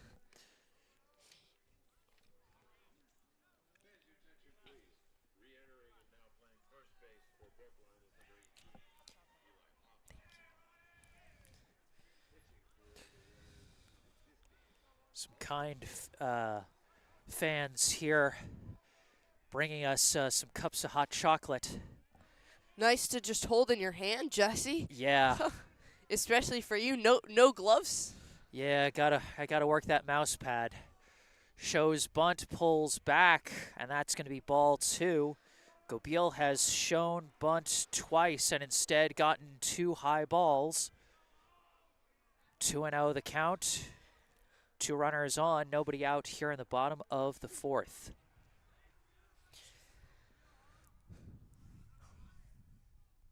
Shows bunt, lays it down. Hoffman picks it up. Nobody's covering first. And they just barely get him as Bollinger came over to cover. The first baseman, Eli Hoffman, kind of overextended there in the chase, but Hugh Bollinger with a strong backup job as Owen Hoffman was looking around at which base to go, and he almost had nowhere to go. Yeah, but good assist teammate there from Bollinger, as you said, coming in to cover that first base. So that is 1 out, But runners now at second and third, and a runner from third is coming in to tie the game on a wild pitch. Yeah, and after 4-0 lead for Brookline, that is now mitigated fully. Game's tied up at 4 at the bottom of the fourth. Boy, I'm getting some deja vu to last year's game as Brookline takes the early lead and then surrenders said early lead once again, as that pitch is also going to miss, I believe, for ball 2 to Braden Homer at the plate. This pitch is lifted into shallow right center. Brendel coming in, tracking it with the wind, catches, throws for home. Not in time, and Natick takes the lead on the sac fly. Yeah, wasn't able to get there to Hom in time, trying to get the double play there, but got the first out there, which is nice. 2 outs here. Natick does now have the lead, Jesse. We were talking about this, honestly, at the start, about Brookline just being able to contain that lead, and now they're down, bottom of the fourth.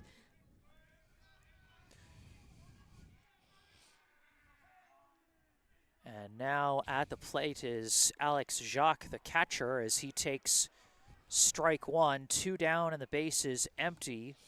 Takes the lead 5-4 at the end of 4.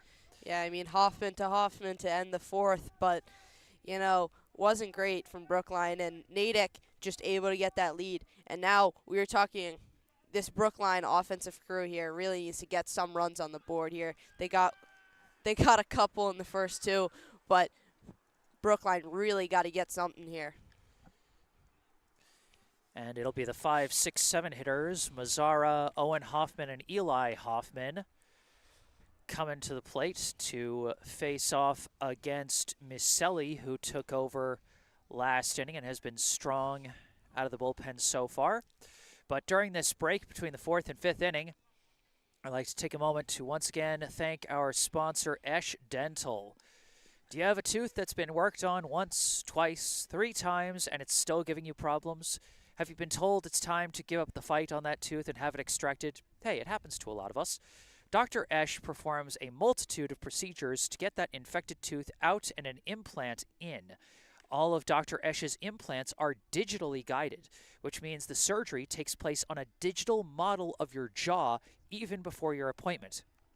Digital implant placement is the safest, fastest, most predictable way to turn that problem tooth into a fixed and beautiful solution. Once again, check out the information on Esch Dental, phone number and website link down in the description section down below. And thank you again to Esch Dental for sponsoring all of our Brookline High baseball broadcasts this spring. So coming to the plate first for Brookline here on the top of the 5th, the third baseman, number 23, Jonathan Mazzara. Mazzara, his last time up, grounded out to third. And before that, drew a walk and scored Brookline's first run. First pitch, and he lifts it out to left, and it bounces, blocked briefly by the left fielder, but he lost sight of it, tracks it down in time to hold Mazzara to a single, but Brookline's got a runner on to start the inning. Yeah, I believe that was Kinchla in the left outfield. Almost lost sight of it, was looking around trying to find it, but good there from Mazzara, able to get out to first, and as we saw with the right-handed pitcher, maybe Mazzara here trying to steal, get out to second. Now at the plate for Brookline, now the pitcher, number 15, Owen Hoffman. First pitch drops low, ball 1. Hoffman, so far today, he's reached base and scored twice. Reached on a walk and on an E3, and this time he's going for a bunt up the first base side. Pitcher juggles it, pitcher couldn't pick it up! Owen Hoffman reaches base again, hustling down the first base line, and again taking advantage of a dropped ball in the infield. As this time I think they're going to score that one as an E1, as now they come out to talk to the pitcher here.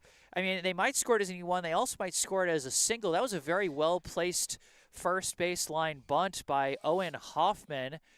And the pitcher was trying to, like, flip it with his glove. He's trying to do that tricky stuff where it's like you scoop it and flip it all in one motion off the grass, and the ball just wasn't cooperating. Yeah, I mean, you know, again, we were talking about it pregame, but just the difference of being on grass and the different levels that this grass is on. I don't know, maybe he missed it with the grass, but that grass is definitely a factor about just trying to pick the ball up from the ground. You never know where it's going to go, but good there from Hoffman, able to get out to first. Brookline got a man on first and second, no outs here, so looking pretty good starting at the top of the fifth here for Brookline. A good start, but they still got to finish if they want to get runs on the board. Now coming up, the first baseman, number 18, Eli Hoffman. First pitch, high and in, ball 1. Eli Hoffman 0 for 1 today with a ground out and a hit by pitch.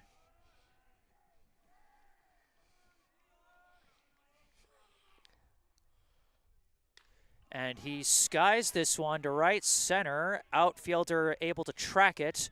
And that's going to be an out and not deep enough for a tag-up play. The runners are going to hold, and that'll be out number 1.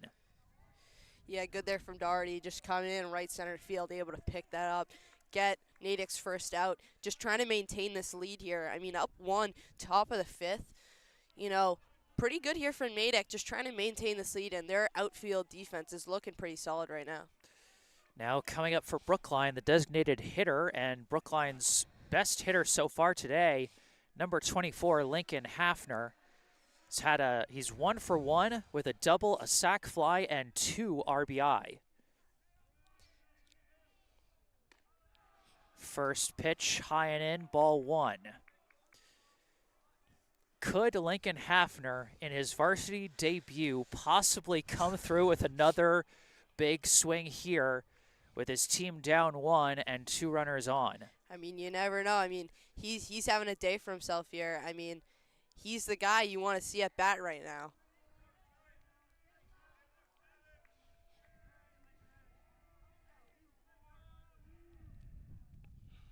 Slices that one foul, strike 1.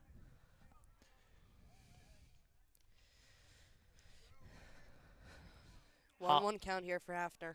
Yep. 1-1. Hoffman at first, Mazzara at second. 1 out here in the top of the 5th. Hoffman just sneaking closer and closer towards second.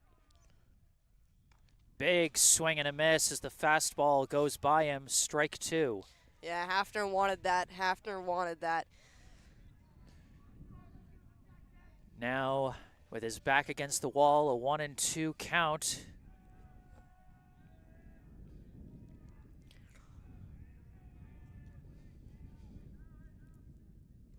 And watches that one come in low, ball 2.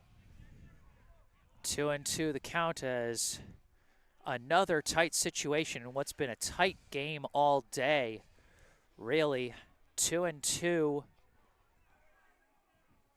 with 2 men on and 1 out.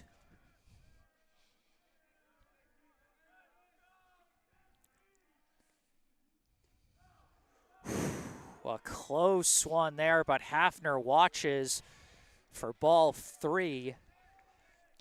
Yeah, full count here. Got 2 men on bases. This is one of the key moments.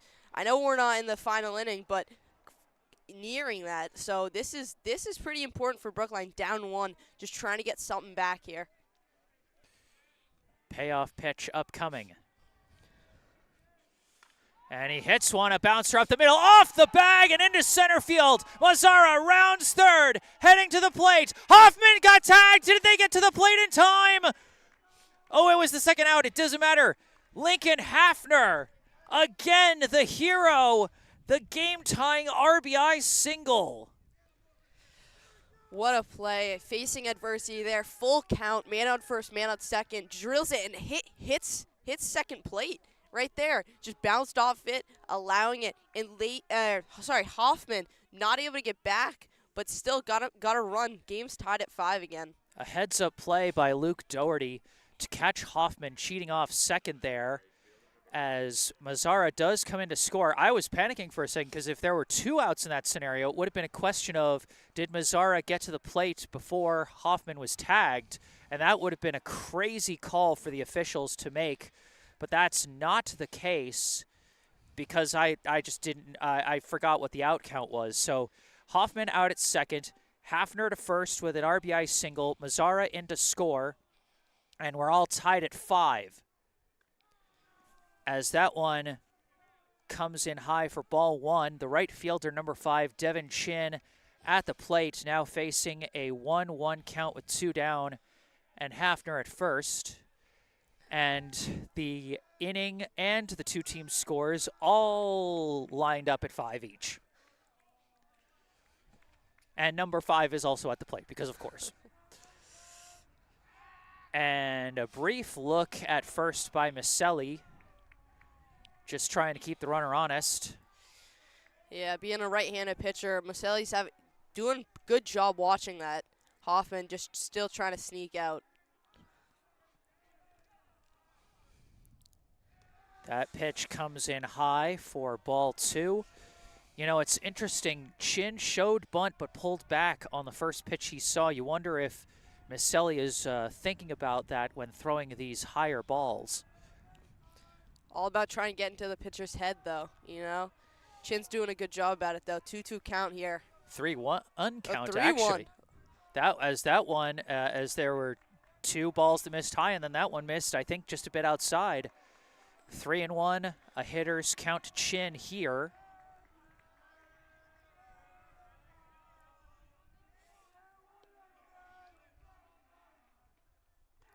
And he takes ball 4.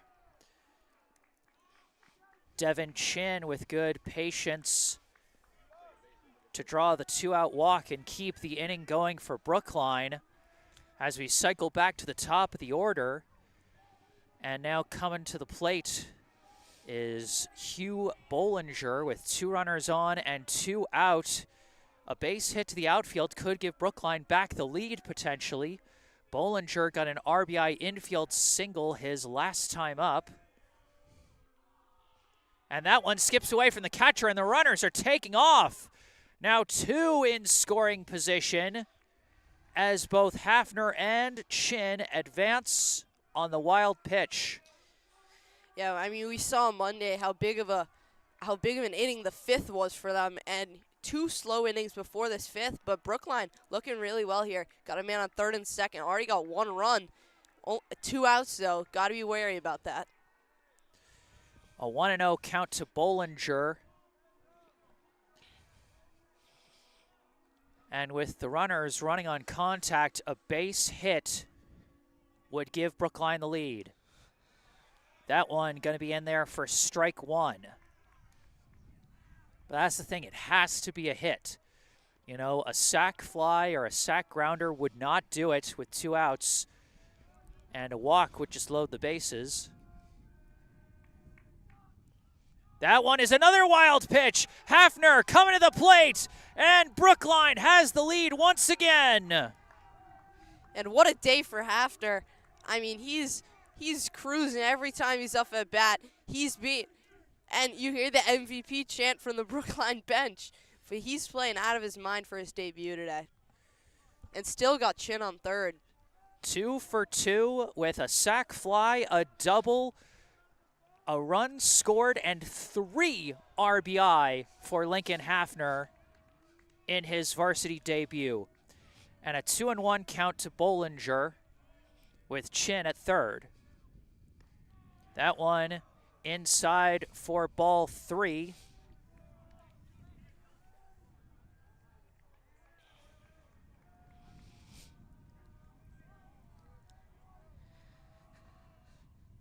And that one is going to miss for ball 4. Chin thought about taking off, but it just didn't bounce far enough. But Miceli is starting to struggle with his control here. Yeah, you wonder, two factors. One, he's getting a lot of pitches this inning, but two, the weather's dropping. And I know, Jesse, for us just standing here, the weather, we definitely can feel it. And you can see now coaches coming out to go talk to him.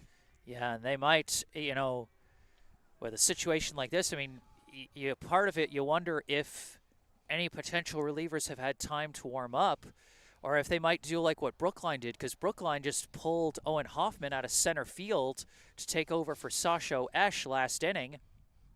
And by the way, Looks now, like it. yes, they are going to switch in That's me. number 16, Thurston Kiefer. So Kiefer taking over on the mound. Not sure what they're doing for the rest of the positions, but for now we can at least say that Kiefer takes over. Switching in.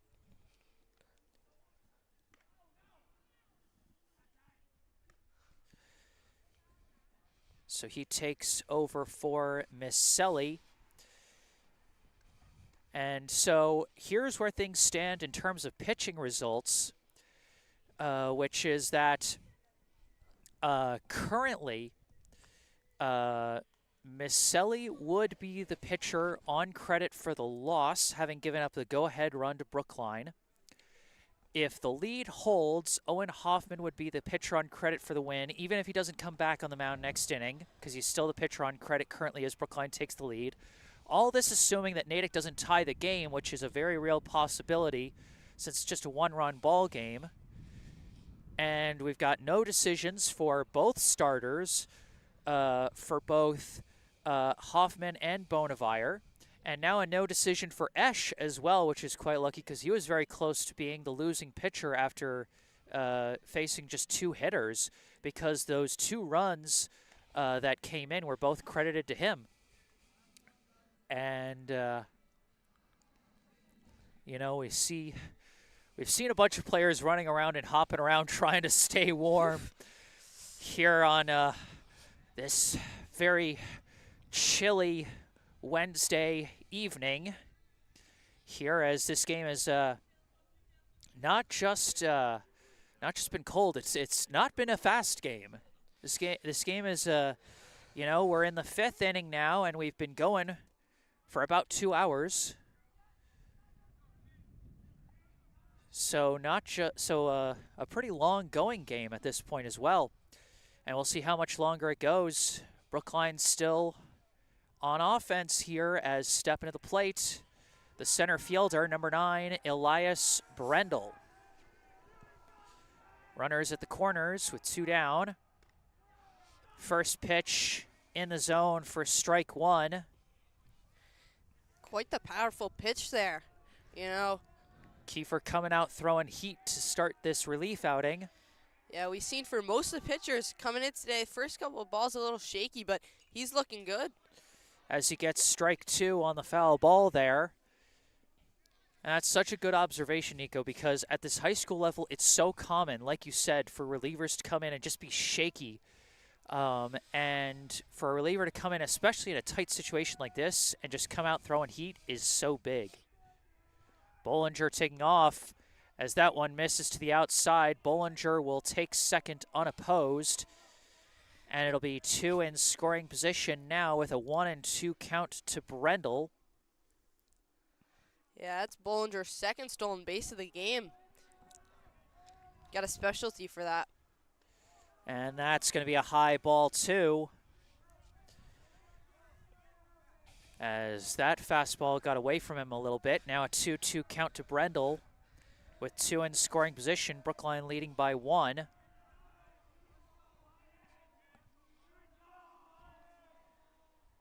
Gets a piece of it and fouls it off to stay alive.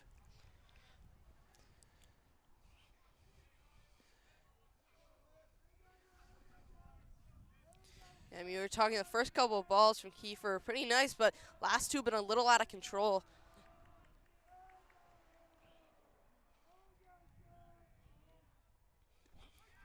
Ooh, that one catches the corner for strike 3. Good placement by Kiefer to get out of the jam. But Brookline, thanks to some clutch plays from a number of players, but especially from Lincoln Hafner, take back the lead going into the bottom of the fifth, 6-5. Yeah, I mean, Brookline pitching, looking, ooh, lost another paper. Just can't even get something on this day. Next time you might want to write that stuff down on your phone instead. Yeah. Because that's not blowing out of your hand as easily. But oh my goodness. Owen Hoffman returning to the hill for another inning of relief work. Took over in the fourth inning. Allowed 2 inherited runners to score. But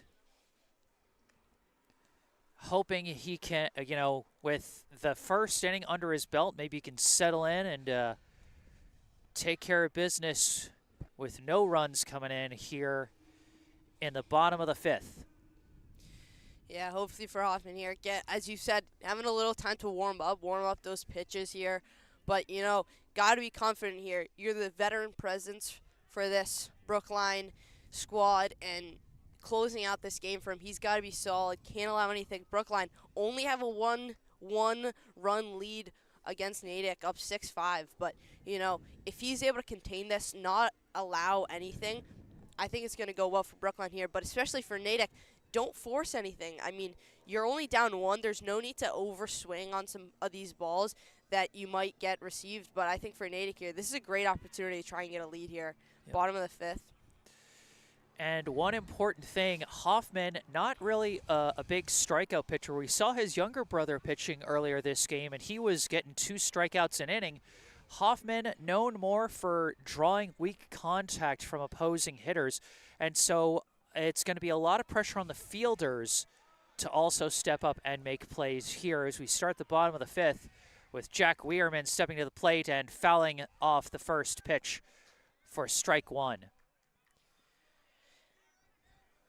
Yeah, it's a good piece of information there for Hoffman, just knowing that doesn't get a lot of strikeouts, but so this Brookline defense going to really have to step up for him, be that kind of backbone for him.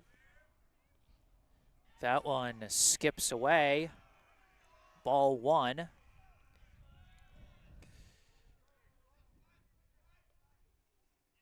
One and one the count to Weirman here. Nice breaking ball there. It's funny, when I saw Eli Hoffman dropping those breaking balls right into the zone, I was like, that kind of reminds me of his brother. And now we see the older brother doing the same thing. And goes for the fastball that time, but just low.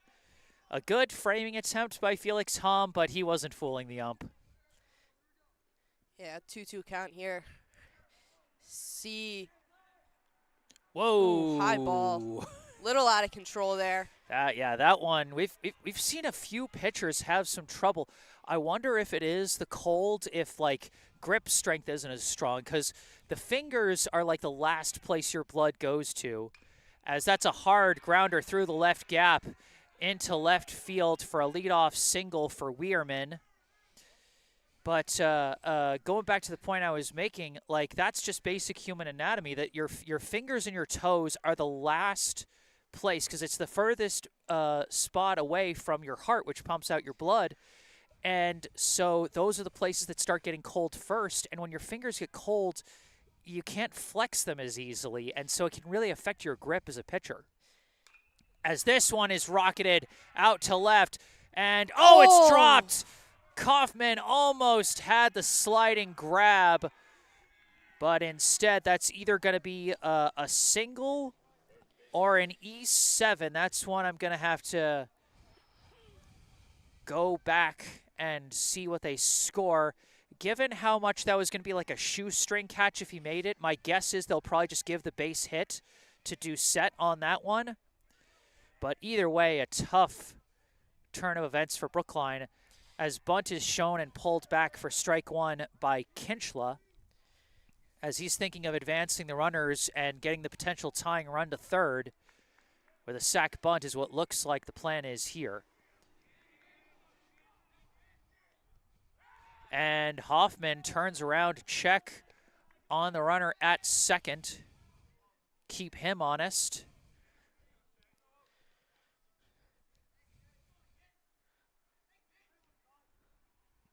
Shows bunt, lays it down. Picked up by Hoffman, but he juggled it. And they can't get the play at third. They can't get the play anywhere. Happened twice now. A bunt has happened, and the pitcher just having struggled, just being able to collect the ball and get it out to first. And so Natick loads the bases with no outs. This is as bad as a jam as you can be in baseball. And to be in it in such a tight contest is going to be a real challenge for Hoffman. Also adding on no outs. Yeah. No outs for Natick so far, so you can be a little risky here if you're. Yeah, no, that's what I'm saying. Bases loaded and no outs is the toughest jam you can be in baseball. This one is lifted. It's going to be caught, but this will be a sac fly to tie the game as Brendel catches it, rifles it for home, and oh, it was close, but he couldn't collect the bounce.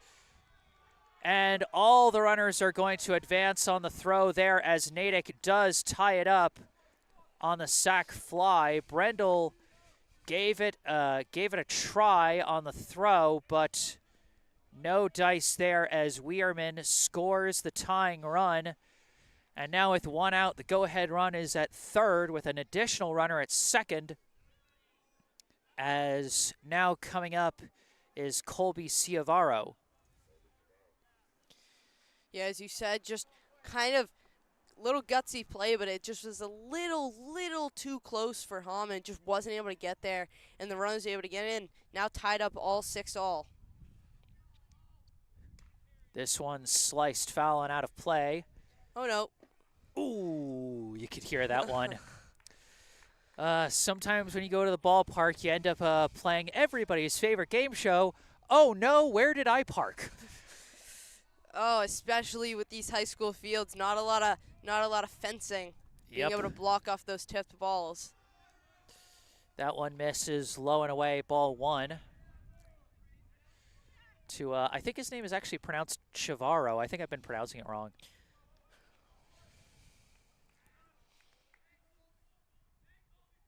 And that one blocked well by Hom as that was close to being a wild pitch. Instead, it'll simply be ball two.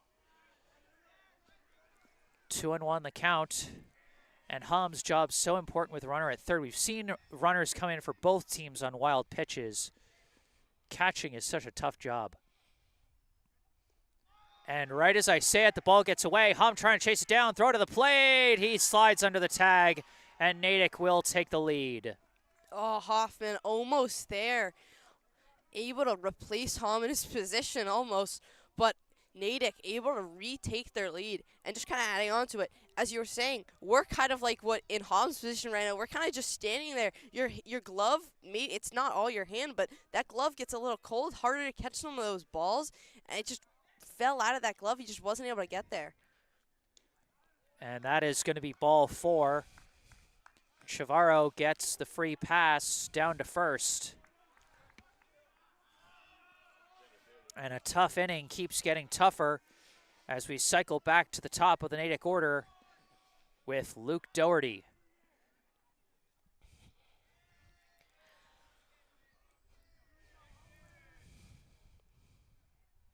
First pitch low for ball one, and Hoffman has got to settle down and regain control of his pitches. You know, if the opponent gets the bat on the ball, that's fine, that happens, but you can't be giving him free stuff. As this bouncer goes off Hoffman's glove, and another infield single is going to bring in another run for Natick. Just slips through his glove and just not able to get there. Natick now has a man on first and second. You can just see Hoffman just talking to him. He's like, come on. He's just got to focus, calm down. You got one out already. He's just got to focus up here. He's the veteran presence here. He knows what he has to do. First pitch to Cam Gobeil hangs high for ball one. And with one out, you know, a ground ball to the right spot could give Brookline a double play to kind of stem the bleeding here, but infield's got to execute. And this one is launched to the outfield anyhow, and it's deep out to left field in foul territory. And so it'll simply be strike one.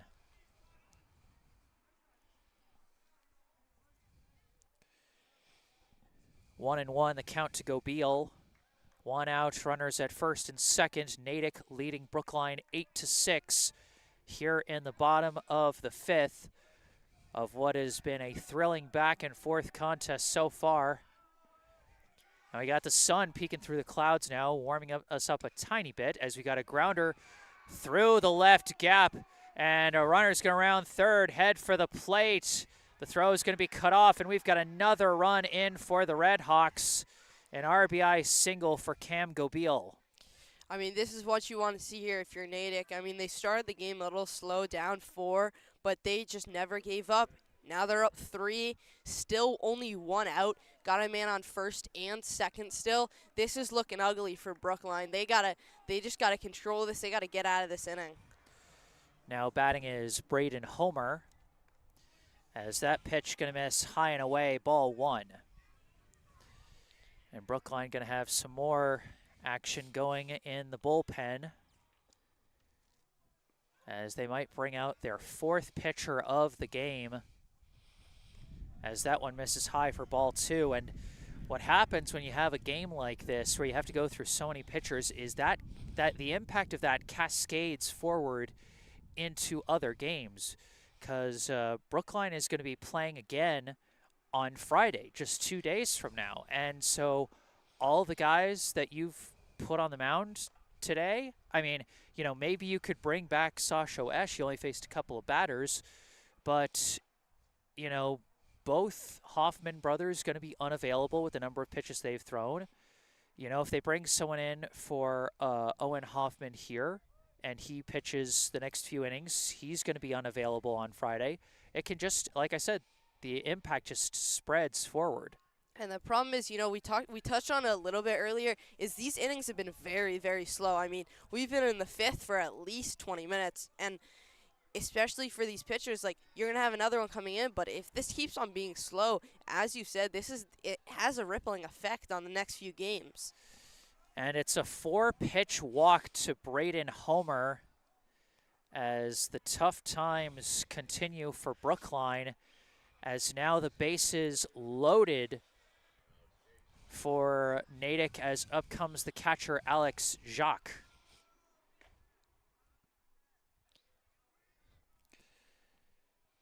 And they're sticking with Hoffman for the time being, trying to give a potential reliever a chance to warm up a little bit.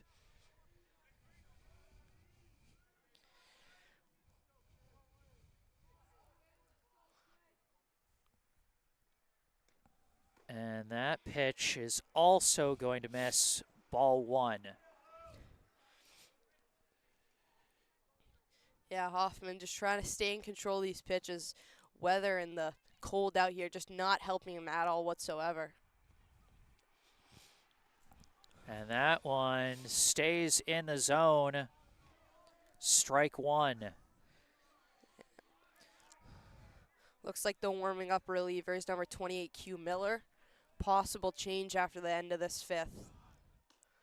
This one sliced up in the air, and it's going to go out of play. No chance for Mazzara to chase that one down. It'll be strike 2.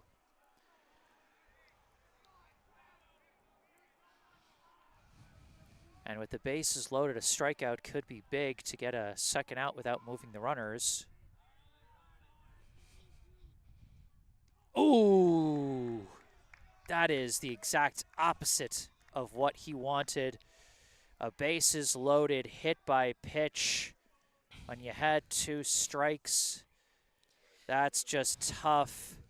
And now Natick has 10. And we've actually got the exact same score in reverse of what we had when these two teams played here last year. Brookline winning a back-and-forth contest 10-6 last year, and this is now going to be the end of the day for Owen Hoffman, as Gagliari will run once again for Gagliardi, excuse me. Will be running once again for Jacques, as number 28 Q Miller will be making his varsity debut on the hill. Yeah, and you can see he's just trying to warm up that ball. And boy, what a roller coaster it's been today. You know, it feels like I was just talking earlier about how Owen Hoffman could potentially be the pitcher on credit for the win, even if he didn't come back this inning. And then he does come back this inning, and things went sideways really fast. And it looks like Hoffman is going to be sent to the outfield in place of Max Kaufman. Yeah, and, you know, still only talk about the longevity of an inning. Still only one out here for Natick. I mean, they're just going to try and pour it on here. Miller's going to have to do a good job here just trying to close out this inning, not letting anything else happen.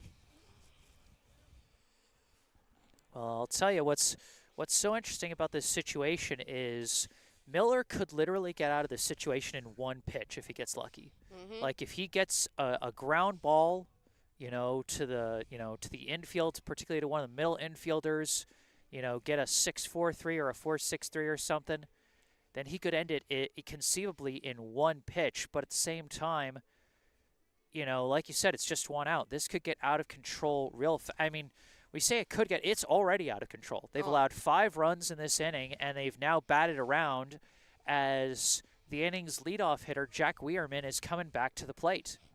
He led off this inning with a single, then advanced when Doucette reached when that almost big catch in left was dropped, then advanced again when Kinchla's attempted sac bunt turned into everybody reaching safe to load the bases, and then he came in to score on the sac fly by Kiefer.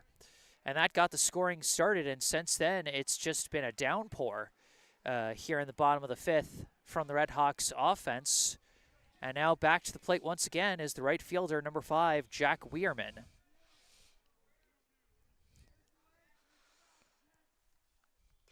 And he hits a bouncer, and it's chased down by DePaulo, but nowhere to go. Too deep of a grounder, and it's an RBI infield single for Jack Weirman.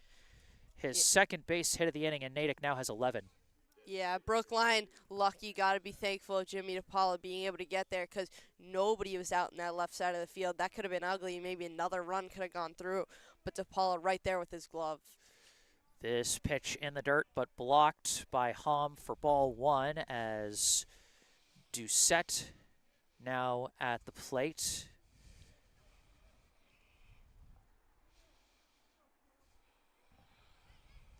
And he tips that one for strike 1.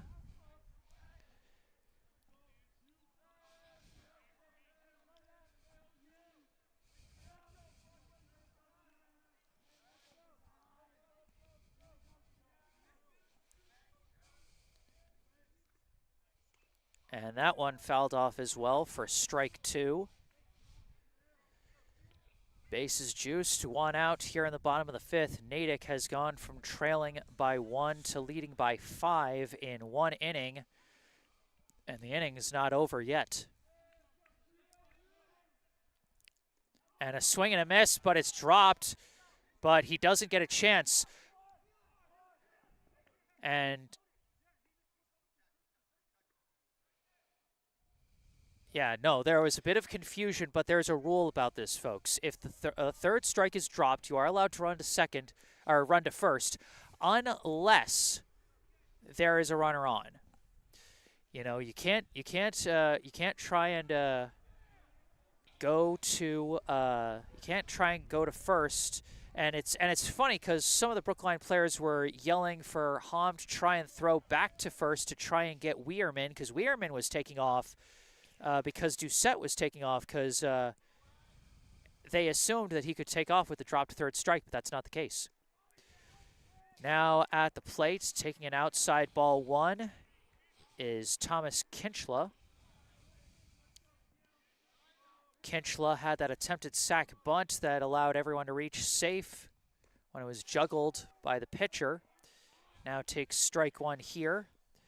Base is still loaded, but 2 down here in the bottom of the 5th. Miller trying to put an end to this nightmare of an inning for Brookline. Swing and a miss, strike 2. Yeah, Miller, strong start here for Brookline. This is Jesse, honestly, what they've needed. They just got to close out this inning.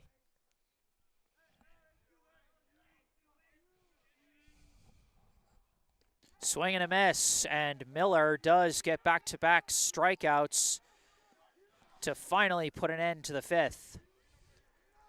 Our score at the end of 5, we've seen both teams take the lead in the top and bottom half of this inning, but Natick firmly in possession of the lead now.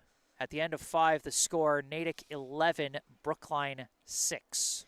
Yeah, this is really where, if you're Brookline here, you see in the coach's huddle, you just got to tell your players, we got to go all out here. We're down 5, top of the 6th.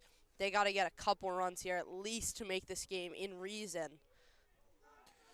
It'll be the 3, 4, 5 hitters coming up for Brookline: DePaulo, Hom, and Mazzara. Kiefer coming back out on the mound for another inning of work for Natick after he took over for Misselli back in the top of the 5th and got a strikeout. So he's pitched just a third of an inning so far. But again, both teams going deep into their pitching reserves for this one. 7 combined pitchers between these two teams. Brookline's on their 4th with Miller. Kiefer is the 3rd pitcher for Natick. And we'll see how it goes. I mean, this game has been a marathon. It's a lucky thing we've got lights here at Mahan Field, because with the limited sun on this overcast day and how late into the evening this game is persisting, you know, we might need the lights out here. Yeah, I mean, touching just back on what you said about the pitching, you know, if Brookline's able to kind of have a little longevity inning here, maybe you wonder if maybe Natick switches out, gets what we've been saying, the 8th pitcher of the combined teams, but Yep. Natick here up 5 still, just looking to close out this game and sustain their 5-run lead. First pitch to Jimmy DePaulo, curves into the zone for strike 1.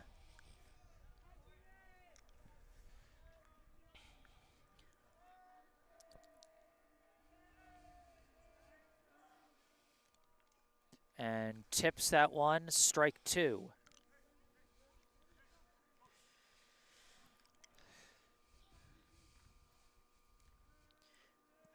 Talking about it though, nothing safe about a 0-2 count here for a pitcher.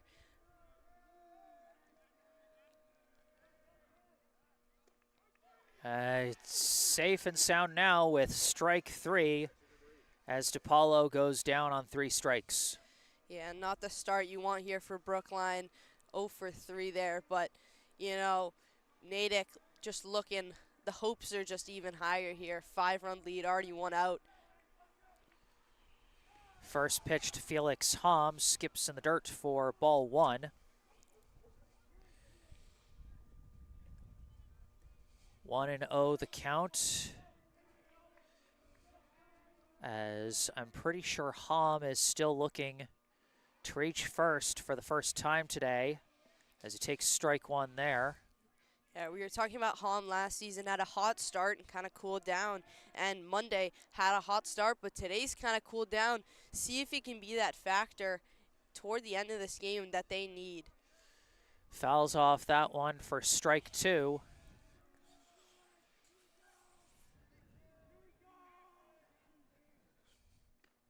Checks his swing there for a high ball 2. Yeah, 2-2's the count here. This is big here for Brookline.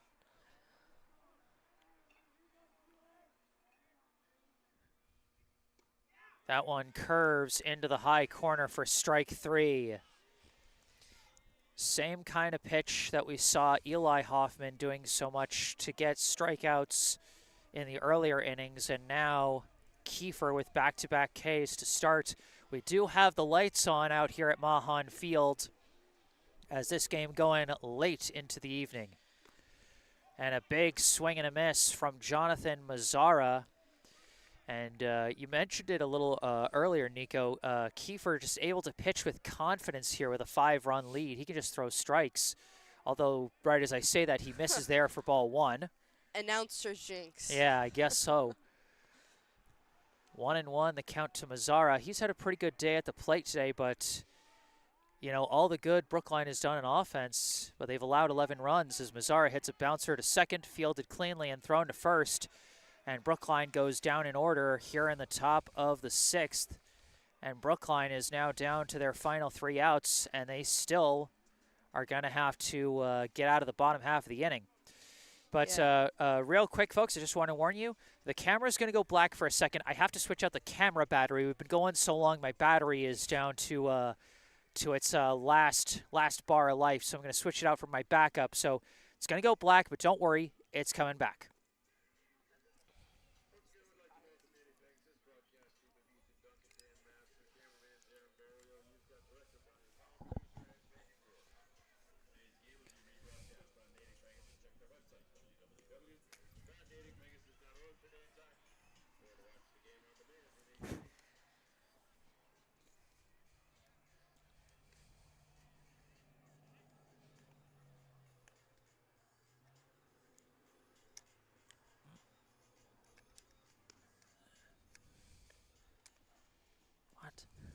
Okay. What is happening?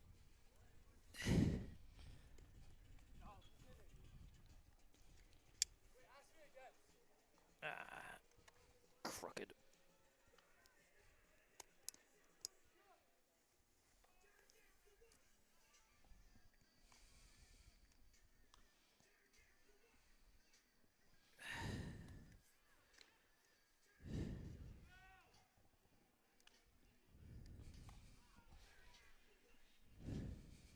Okay, there we go. Sorry about that, folks. Just had to switch out the battery, but we're all good now. Q Miller back on the mound as the pitcher Thurston Kiefer will be leading things off here in the bottom of the 6th for Natick, as it'll be the 8-9-1 hitters here.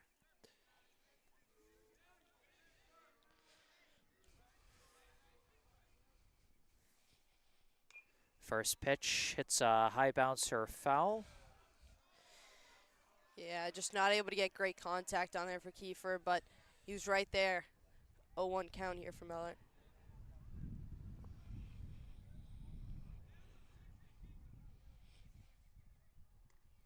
That one dangerously inside. It'll simply be ball 1, but almost gave him a free pass there. No, they call that a strike? Okay, no. Scoreboard confusing us again. They're tricking us, Jesse. That one low, ball 2. You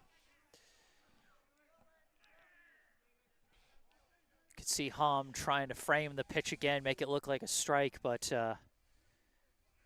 again, umpire not falling for it.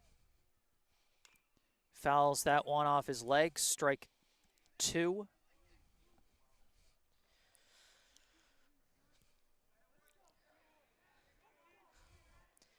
Yeah, Kiefer just not able to get solid contact yet. 2-2 count here. If he's able to get a run on first, this is just looking ugly for Brookline. Fouls that one off to stay alive at 2-2. Yeah, just able to get contact, as you just said. Just being able to keep this Natick alive for the 0 outs right now. But Kiefer stepping up, 2-2 count. And this time it's in fair territory up the third base line. Picked up, Mazzara throw sails out. And Kiefer's going to try and advance it. Chin picks it up, throws down to second, and his throw kind of off the mark. bad traffic for the Brookline fielders. You could see both attempted throws had a teammate right near them that kind of interfered with the throw. That might go down as a single. They might, scorekeeper might determine that that Kiefer was going to make it either way. But definitely an error in terms of him getting to second base, as Natick leads off by getting a runner into scoring position on some defensive mistakes, and the runner goes right to third on another defensive mistake on a wild pitch. Mistakes, but really just nothing in these later innings going Brookline's way. I mean, there's been some missed catches from Hom, and just the defensive coordinacy and the passes that they've had to bases just haven't been going Brookline's way, which has just been killing them even more. Down 5, bottom of the 6th. Colby Chavarro fouls that right towards us, but curves a bit. I was starting to put my hands up. I'm like, I don't care if I break a finger. Save the equipment. Wonder, though, if the medical bills would be more expensive. I have insurance. Hey. Don't worry. We're in Massachusetts. We as far as America goes, we do healthcare pretty well in this state, relatively speaking. 1-2, the count to Colby Chavarro.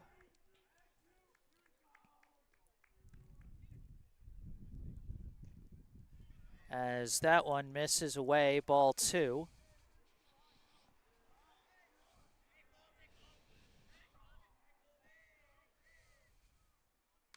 And lifts this one out to center. Brendel is tracking it, and he's got it. Runner tags and heads for the plate.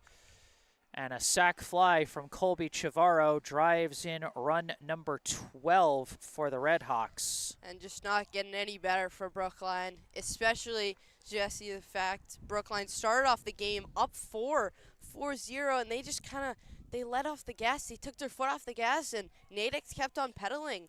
It's just hasn't been going Brookline's way toward the end, the later half of these innings. This one's bouncer over to second, fielded clean by Bollinger, thrown to first for out number 2. And Brookline needed a play like that badly. It feels like, almost every play has just been a struggle on the defensive side in one way or another. And every out's been so hard fought, and then finally you get a one-pitch ground out. Just a little too late for Brookline, though, Jesse. Needed that earlier in the game. Is that one They're going to foul? Yeah. Foul. For a second I was like, huh? Boy, when you hear a bunch of honking like that, you wonder if that's someone honking in celebration of the team or something. Because I'm like, there wasn't any cars in front of you, so I know you're not honking for that reason. Yeah, it might be a fellow Natick Red Hawk. Never know. But driving in this town, most likely a Natick supporter. For sure. Classman. 2 foul balls, has an 0-2 count to Cam Gobeil. This one's a bouncer over to Mazzara at third. Throw is clean to first for out number 3. Natick able to put one more insurance run on the board. And they got plenty of insurance. It's funny, we were talking about health insurance. Natick's got all the insurance they could want right now, as they have doubled up Brookline's score 12-6 going into the 7th and final inning. And so for one last time during play here between the 6th and 7th inning, I want to thank our sponsor, Esch Dental. Esch Dental in Coolidge Corner doesn't just focus on smile rehabilitation. Their real passion is smile preservation. If you are ready for a local, sophisticated, sole ownership dental office to take care of your 6-month cleanings, no need to look any further than Esch Dental. You can easily book online at eschdental.com. Once again, that's EASHDENTAL.com. And of course, you can see all the information for Esh Dental down in the description section down below, as well as information on the At Bat for Brookline Booster Club, as well as information about our local charity spotlight mentioned earlier, the Brookline Community Foundation. And Jesse, Brookline's going to need nothing short of a miracle here, especially. There we go. Yeah, your mic was sliding a bit away from your mouth there. Go on. But Brookline, nothing short of a miracle needed here. If anything, they're going to happen. They need 7 runs to get a win, 6 to tie it up. But this has just been a kind of a letdown for Brookline in these later innings for them. As we said, starting off 4-0. But Hoffman here just trying to get something to happen for Brookline. It'll be the 6, 7, 8 hitters, the Hoffman brothers, Owen, then Eli, and then Lincoln Hafner coming up here in the 7th and final inning. First pitch, big swing and a miss from Owen Hoffman, strike 1. And like you said, Nico, it'd take a miraculous comeback, but not an impossible comeback, which is one thing I like about sports like, you know, baseball, volleyball, tennis, what have you, the ones where there's no clock and because you have to get that last out or that last point or what have you in order to end the game. There's no point at which you can just run the clock out and the game is over in all but name. Yeah, definitely. But again, just powerful pitching from Thurston Kiefer as he strikes out Owen Hoffman to start the top of the 7th. 1 down. Yeah, and Kiefer is just trying to end this game here for Natick. Had a solid performance coming in as their reliever, but again, just these powerful pitches just killing Brookline. Yep. Kiefer, in fact, the pitcher on credit for the win as he came on for Maselli with Natick trailing before Natick had that big 6-run 5th inning to explode to a huge lead. 0-2 the count now to Eli Hoffman here. He holds on that pitch for a low ball 1. Yeah, good for Hoffman. Second pitch that came at Hoffman that he kind of just overextended, just trying to make something happen here, but good patience there for Eli Hoffman.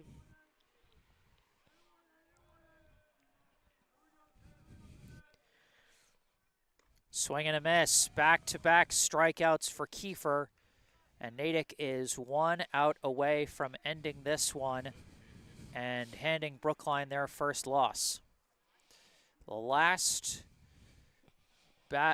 chance for Brookline to keep this going, at least, is the designated hitter, number 24, Lincoln Hafner, as big swing and a miss there for strike 1. I mean, regardless of how he does in this at bat, you know, he's a big positive for Brookline to take away from this one, the day he's had at the plate. I mean, definitely. He's having, especially for his varsity debut, this is just, can't ask for much more from a player on his debut, but it's going to be one of the only upsides that you can have if you're a Brookline coach or player here. But Kiefer just destroyed. As Hafner skies one deep to left center, but the left fielder tracks it. It hung in the air for just a bit too long, and that is your ball game. The final score here at Mahan Field, the Natick High Redhawks 12, the Brookline High Warriors 6. You know, a pretty solid offensive day for Brookline. I think plenty of positives you can take away for Brookline offensively, especially, like we said, Lincoln Hafner, but defensively, you know, such a tough contrast with what they did on Monday. Just 1 run allowed on Monday and then 12 allowed today. A lot of stuff they're going to have to work on. Yeah, it's a huge difference. And as we were talking about the defense, it's just some of these slip-ups happen with Miller and Hoffman both times, just not able to get the ball and allowing the run on first base.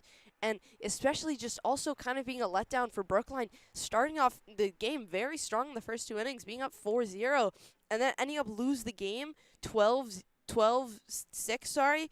And, I mean, after that experience, after being up 4, you're only able to get 2 more runs on the board. It's kind of disappointing for Brookline fans and players. Well, Brookline falls to 1-1 on the season with this one, but they will be back in action on Friday for their home opener on Friday, and I will be there for that one. And, looking forward to that. But, Nico, thank you so much for joining me here today as my color commentator. It's been a pleasure to have you. Thank you, Jesse. Always great being here with you. All right, Nico Wise, our color commentator extraordinaire for this game. But that's going to do it for this one. One last thank you I want to give to our sponsor, Esch Dental. The team at Esch Dental understands dental anxiety. Some patients just need a friendly face to put them at ease. Others need the help of additional gases or medications to put them at ease. Dr. Esch and his team can help you wherever you are on the journey to find a solution to manage your dental anxiety.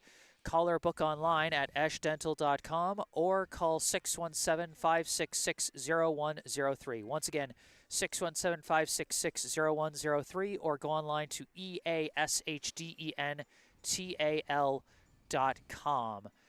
You can see the nice Esch Dental logo there in the bottom middle of your screen, and you can also find information down in the description section down below, where you can also find information about the At-Bat for Brookline Booster Club. If you would like to support the team monetarily, you can also find the information about our local charity Spotlight, the Brookline Community Foundation. And you can also find some links related to me that you can also see in the bottom right corner of your screen, my personal website, jessesports.com, where you can find out more about me, the freelance sports broadcasting services that I provide to various teams, and how you can commission those services for your favorite team. Or if you want to skip past all that, you can email me directly with any questions, requests, or comments you may have. And don't forget to follow me on social media on Instagram and Facebook, where I post highlights from previous live streams. But for this live stream, that's going to do it. Natick 12, Brookline 6. From Mahan Field in Natick, Massachusetts, alongside Nico Wise, I am Jesse Mayfield-Sheehan. Thank you all for watching, and have a good night.